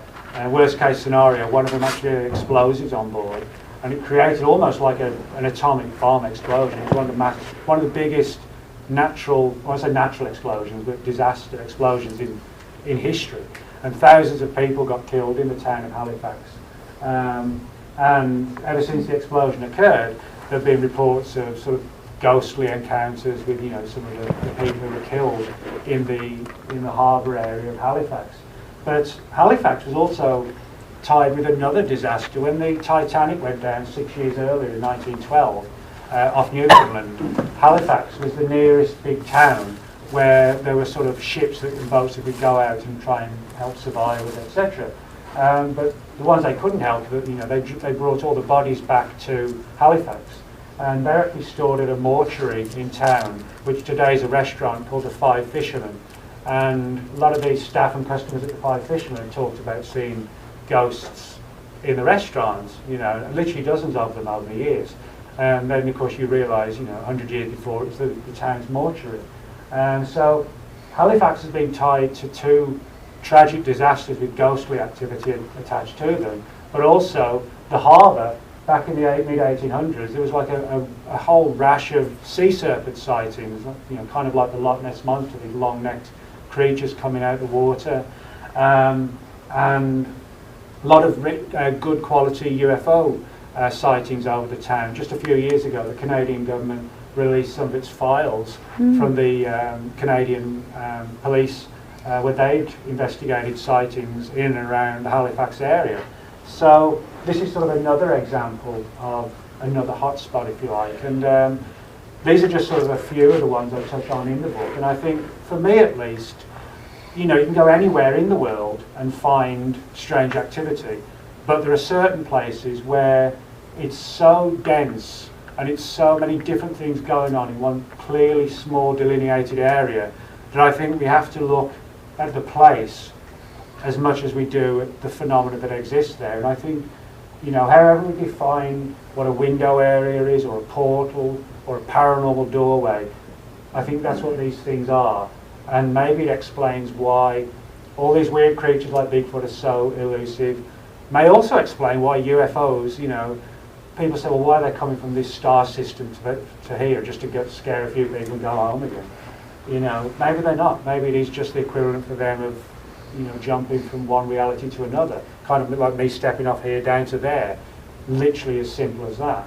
And I think if we dig into this more, we might actually find a lot of the answers to whatever these things are. We might be surprised to learn they actually live literally right next door to us, but we don't know it for most of the time until somebody sees something weird and then it's gone again. So if anybody's got any questions about anything we've Is the Bermuda Triangle in the book? Yeah, the Bermuda Triangle's in there, yeah. I tried to mainly focus on ones that, like Halifax, that most people would know about.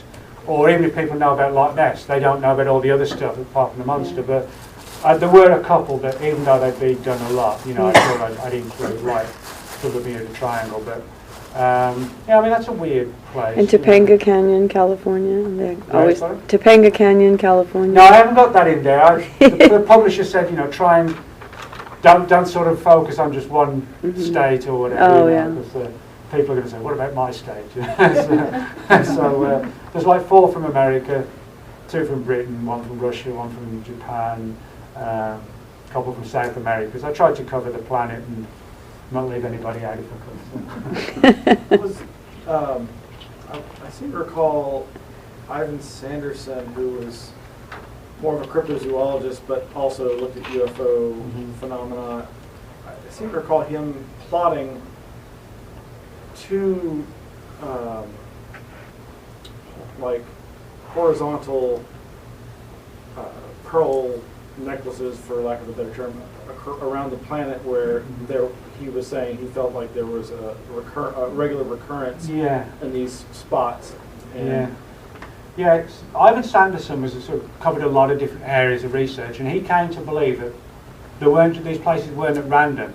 It was sort of like connected with like the Earth's magnetism, that they seemed to be, you could plot them, they seemed to be like in lines around the world. And that, maybe that would have something to do with it. Admittedly he didn't know how or why, but he saw a pattern where they seemed to be in line, or, in terms of actually, plotting the coordinates, like map coordinates. Some of them seem to line up. So it doesn't necessarily tell us how or why, or what it means, but it suggests, that there might be some sort of contributing factor or whatever. Did you go to all these 25? I went to about 15 or 16. Mount Shasta, did you go Yeah. to? Did you feel something out there? At Mount Shasta? Well, I did, but mainly I think because, for me at least, it was because I knew it was sort of a magical place. I think that came into it more. But the other places I didn't go to, I specifically chose ones where, like, friends of mine who do similar research had been. Like, for example, I've got a chapter on the Caucasus Mountains in Russia, where there's like Bigfoot reports and vampire stories and all different stuff. And a friend of mine, Richard Freeman, he went out there on an expedition about 2 years ago, so I interviewed Richard and got all his information, because I couldn't get out to that one. And he also went to Guyana, which is like, there's a part in the jungles of Guyana, which is like Jurassic Park. People talk about seeing these giant lizards and these large flying winged animals like pterodactyls, and he went out there. Look, that's Richard's big thing. He liked strange creatures, and so he did that one, and then so I interviewed him for that. So I always feel that if you're going to write about somewhere, it's why the internet's great resource material. There's never any better thing to do than actually go out and check the areas out, and if you can't do it, at least know somebody who has. Yeah, he was talking about Ivan Sanderson, and I think there was something about the idea that there was an icosahedron overlaid on the planet in some kind of ley line-like formation. But I was wondering, have you tried to use maybe his material and Bruce Cathy's material? Because supposedly Cathy came out with a program that is a computer program which you can actually plot where these ley lines intersect, and I was wondering if you had thought about maybe using that in order to track down some of the weirder aspects. I have done some research. Ley lines are basically sort of these, I won't even say theoretical, they're probably just not really very well understood, energy lines that supposedly crisscross the planet. And I mean, again, in Britain, where I'm originally from, you can find places where stone circles, you can plot a straight line where there's a stone circle from 3,000 years ago, and there's an ancient church from 800 years ago and something else, and they all line up as if ancient man knew something about these energy lines and built sacred sites on them. And like Bruce Cathy, who was a New Zealand researcher who's written a number of books on things like UFOs and pyramids and levitation, he came to believe that these sort of energy lines, UFOs would travel along them, maybe these sort of stone blocks were moved along them. But also the idea that it's sort of like natural lines of energy around the Earth. Now, I've not sort of delved into the idea that they could potentially be opened as to other areas. But I mean, when you talk about energy lines around the Earth, maybe there is a tie in there somewhere. Well, in terms of I think one of them intersects in Africa right there. I think it's. I want to say the Ivory Coast, around where they used to see stuff like Makili and Bimbi. Oh, okay, yeah. Well, you do find that, often sacred sites have a lot of weird stuff attached to them, or people see strange things. You know? So I think there is something to be said. You know, that ancient man knew something about sort of magical areas. You know, people say, well, why did they build this here? Why is Stonehenge there? Maybe it wasn't built there because it's convenient. Maybe it was the area that they're sort of paying homage to. You know, but they knew it was a magical area, so they kind of built something in response to it in that place, perhaps. You know.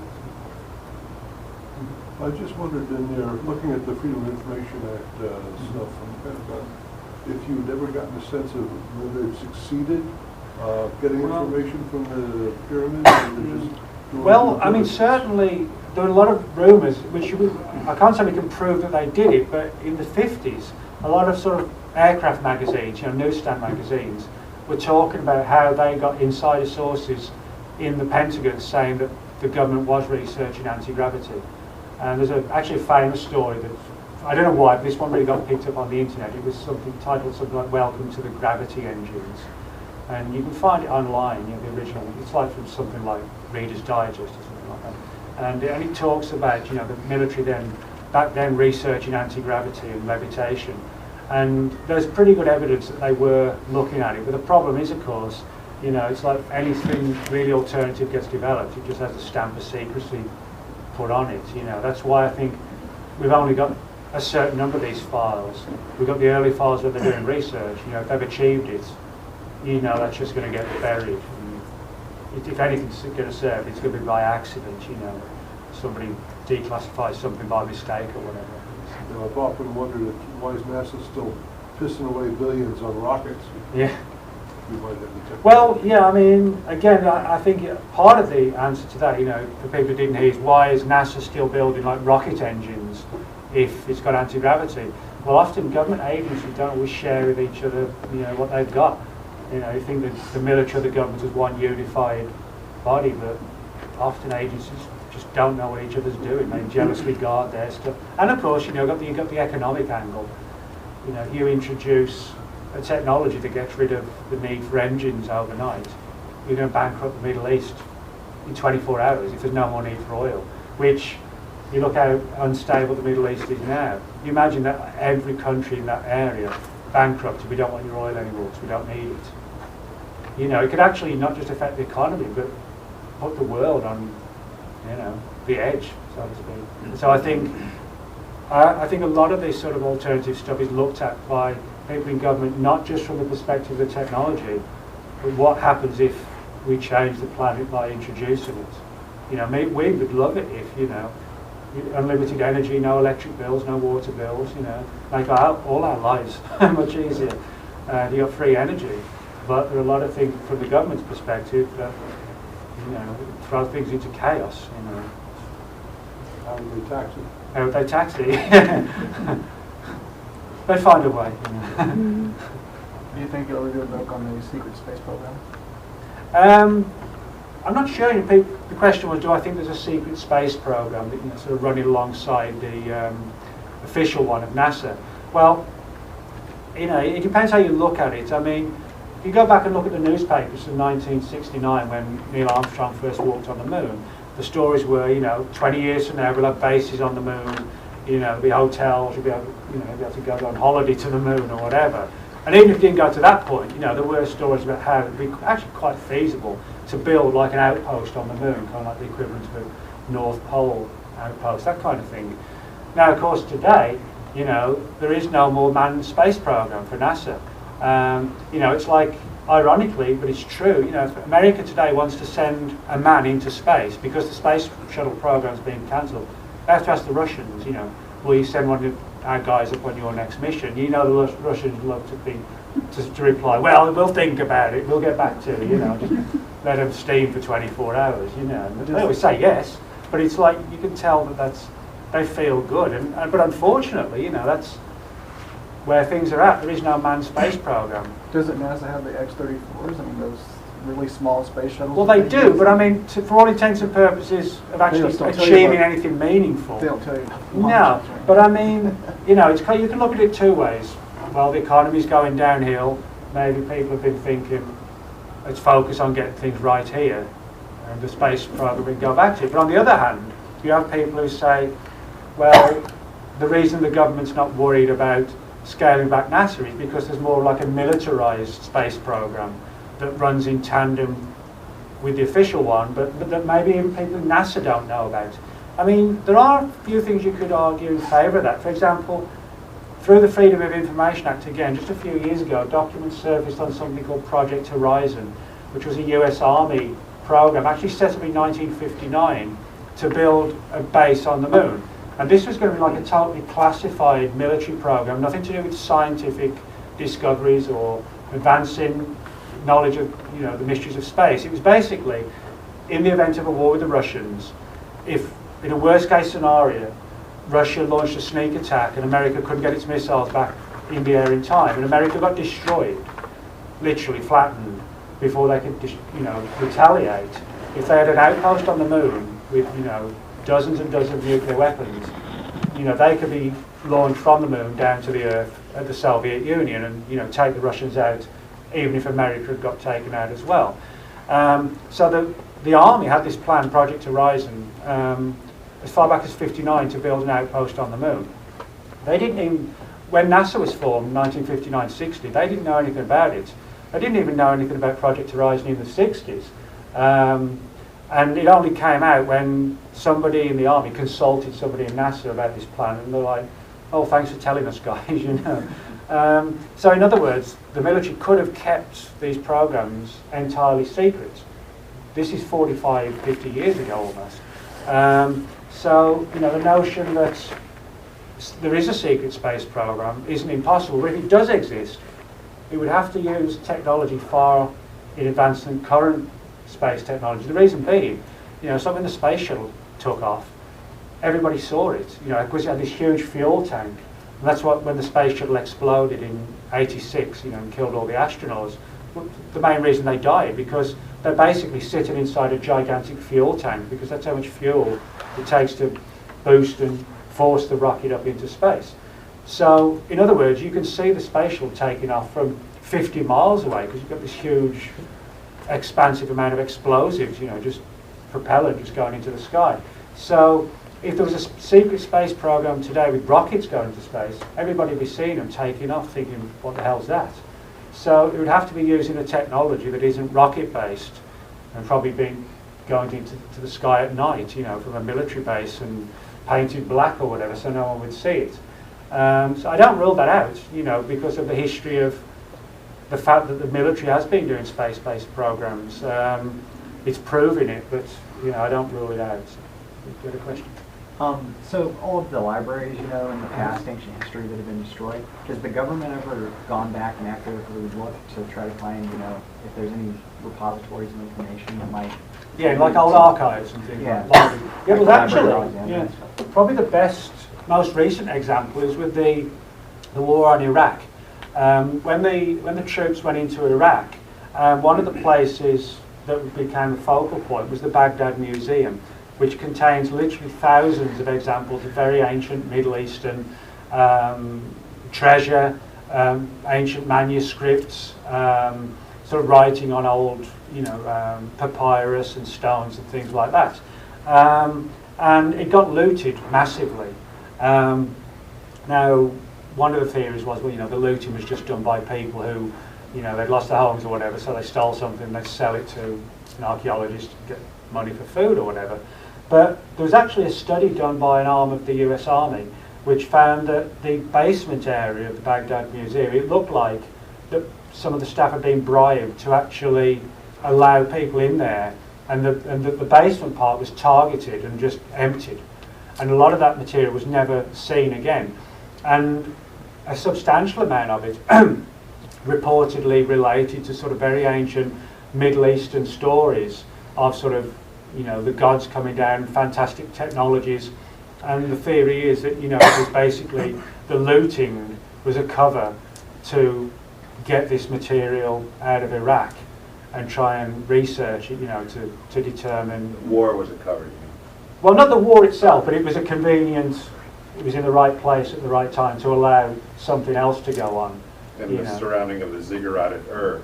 Yeah, exactly. Yeah, I mean, there's a story, for example, about the so-called Anunnaki, you know, coming down in the Middle East thousands of years ago, which were perceived as being gods, but some people said ancient extraterrestrials, and linking them directly with Iraq, and actions there, and all this sort of secrets and legends they shared, and material being taken to the Baghdad Museum, and then bunches of it vanishes, etc.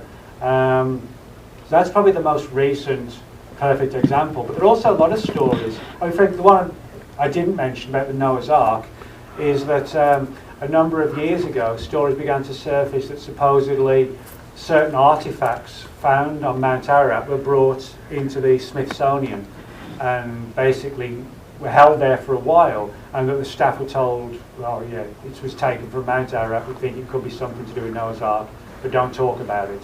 And then it was basically crated up and shipped out, kind of like the final scenes in Raiders of the Lost Ark, where they take the Ark of the Covenant into this big vault type area and just store it away because they don't know what to do with it.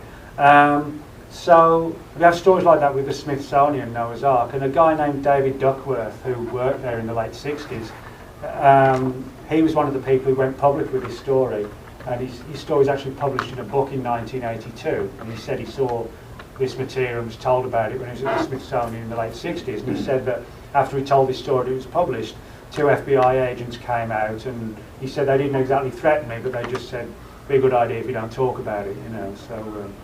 which I guess it's a moot point whether or not that's a threat. So that's at least 2 examples I can think of, where you have got either an ancient museum or a prestigious modern day museum containing ancient artifacts that seem to be somehow tied in with all this sort of secrecy angle. Yes, I got a question. There's a book that came out, I think it was called, it wasn't Jim Keith's book, but it was about suppressed inventions. And there was a story, supposedly, that came out around the turn of the 20th century in the Phoenix Gazette, I don't want to say about 1906, about Egyptian artifacts being found in the Grand Canyon area. Were you ever able to follow up on that case and determine, because supposedly they cordoned off the area and they won't let anybody get at it, but were you ever able to maybe file some FOIA requests and actually... I could do. I actually don't know that story, so...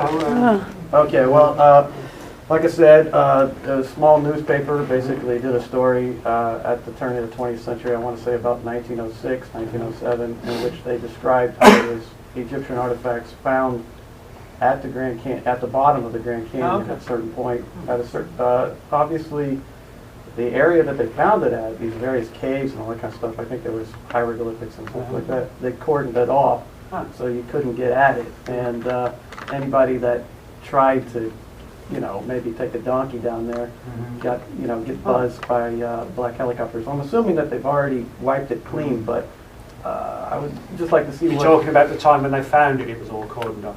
Well, but that if I'm talking about now, obviously you're probably not going to find much there. But at the time, there was a story that came out, and this was put in this book, and that's where I read about it. I don't know that story, unfortunately, but I mean there are a lot like that, where there's been a lot of secrecy attached. For example, the story about the Sphinx in Egypt, that's supposedly under the left paw.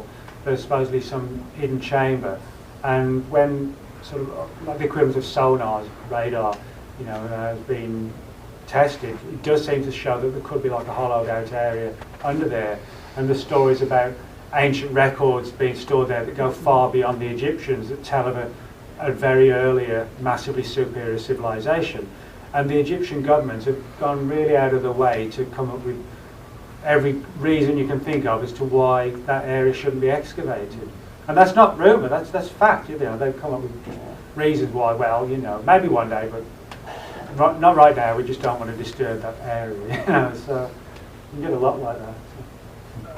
I was just going to add, you talked to Walter Bosley, he knows about the Grand Canyon Egyptian stuff. Oh, okay, Walter Bosley, Walter's an author. And I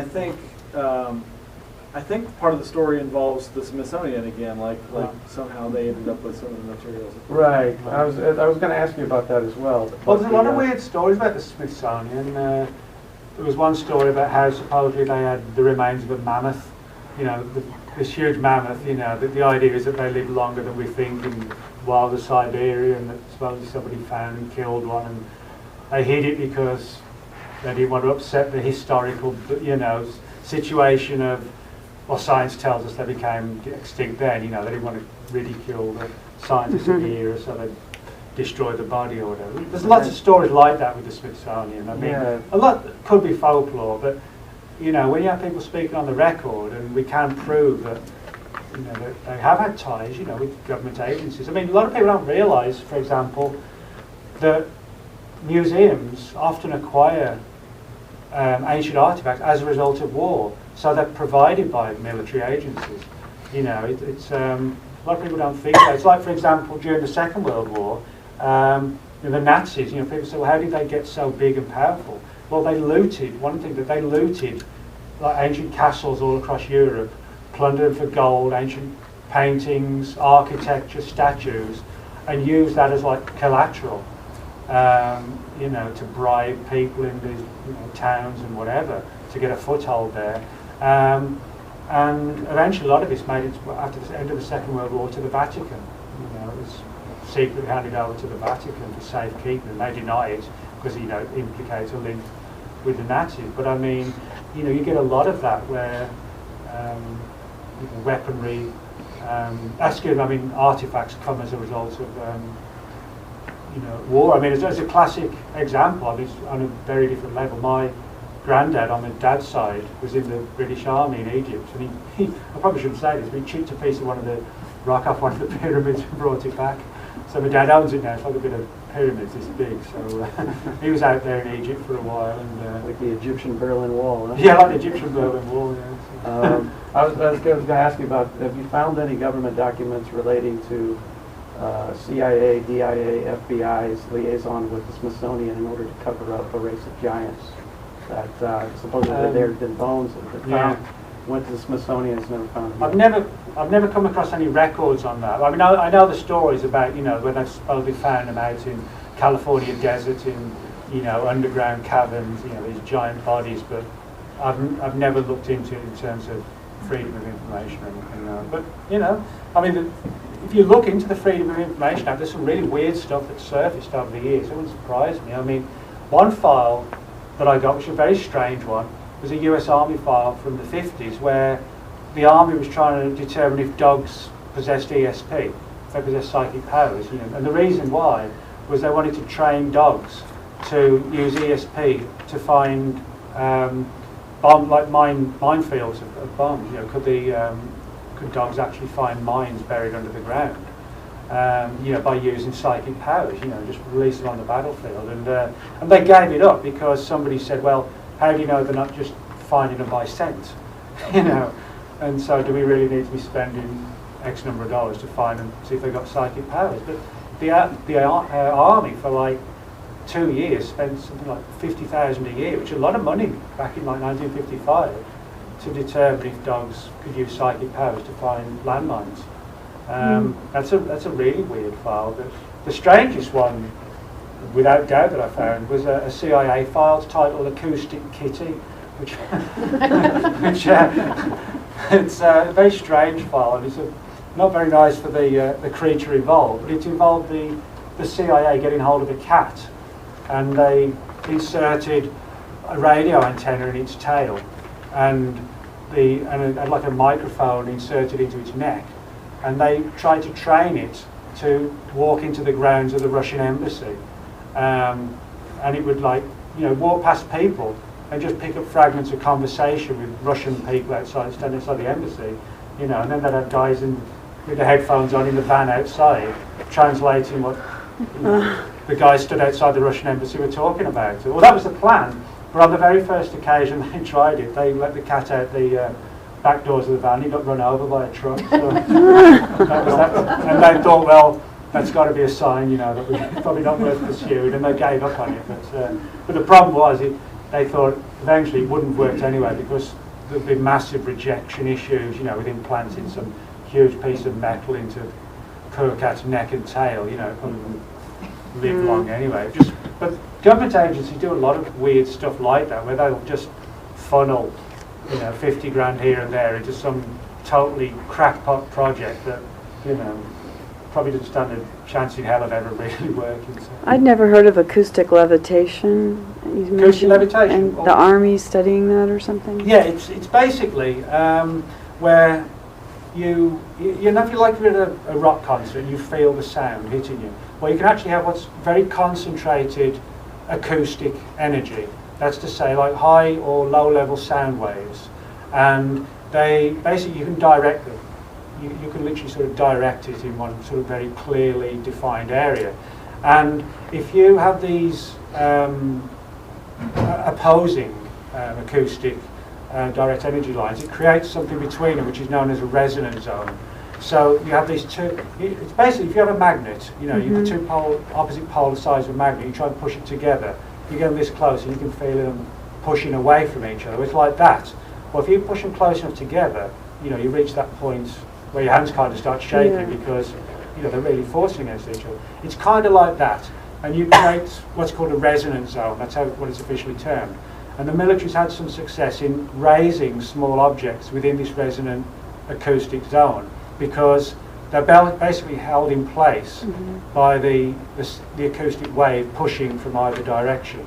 And granted, they haven't had much success with anything large, like, you know, a 2-ton stone or whatever, but that's what they're talking about. And it's interesting that, you know, as I mentioned earlier, that a lot of the legends from Egypt, South America, Central America, they all talk about the stones, these, you know, 20, 30-ton stones, being moved to like the sound of a magical musical instrument. The Incas have a story about one of their buildings being built by this little dwarf-like creature that would play a flute, and they would raise into the air. The similar ones come from Stonehenge. So basically, they're all talking about stones being moved via sound, but they've been distorted over the years to things like magical music or like a, you know, magical guitar or something like that. But if you look at it in that terminology, literally, you know, it doesn't make sense. But if you look at it from the sense they're talking about sound, it's very similar to what today's military is doing, as if ancient man, you know, developed it. It's kind of like this, if any of you have ever heard of it, Coral Castle in Florida. It's this weird place where you can go to where this one guy, pretty much alone, moved all these massive stones, and he would never reveal the secret of how he did it. And if you look it up on the internet, it's a really interesting story. Where in Florida is it? Do you know exactly where it is? Coral Castle. Yeah, It's called Coral Castle. Homestead, Florida? Homestead, is it? It's called Coral Castle, and you can see all the pictures of all these massive stones. In the, you know, people would arrive there the next day, his friends, and another big stone had been moved, you know, 30 feet, and he would never tell anyone how he did it, but there were rumours that he was somehow connected with sound. So. Well, it's good.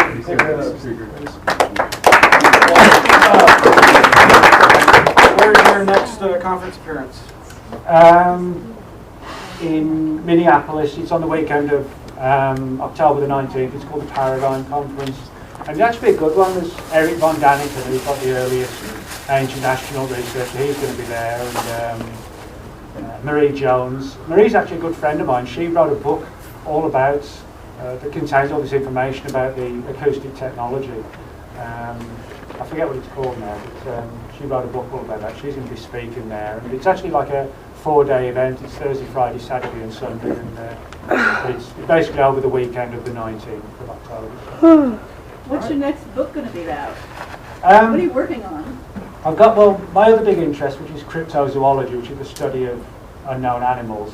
I sort of write those in like a road trip style, you know, when I go on the investigations. And so the new book I've got coming out around about the end of the year, it's called Monster Diary, and it's like a write-up of the last 3 years' worth of on-the-road stuff, going looking for Bigfoot and lake monsters and all that good stuff. Thank you all, and of course he's got books for sale over here, so please help him out, and we'll be passing the plate around. Any donations you can give are greatly appreciated. Thanks for coming.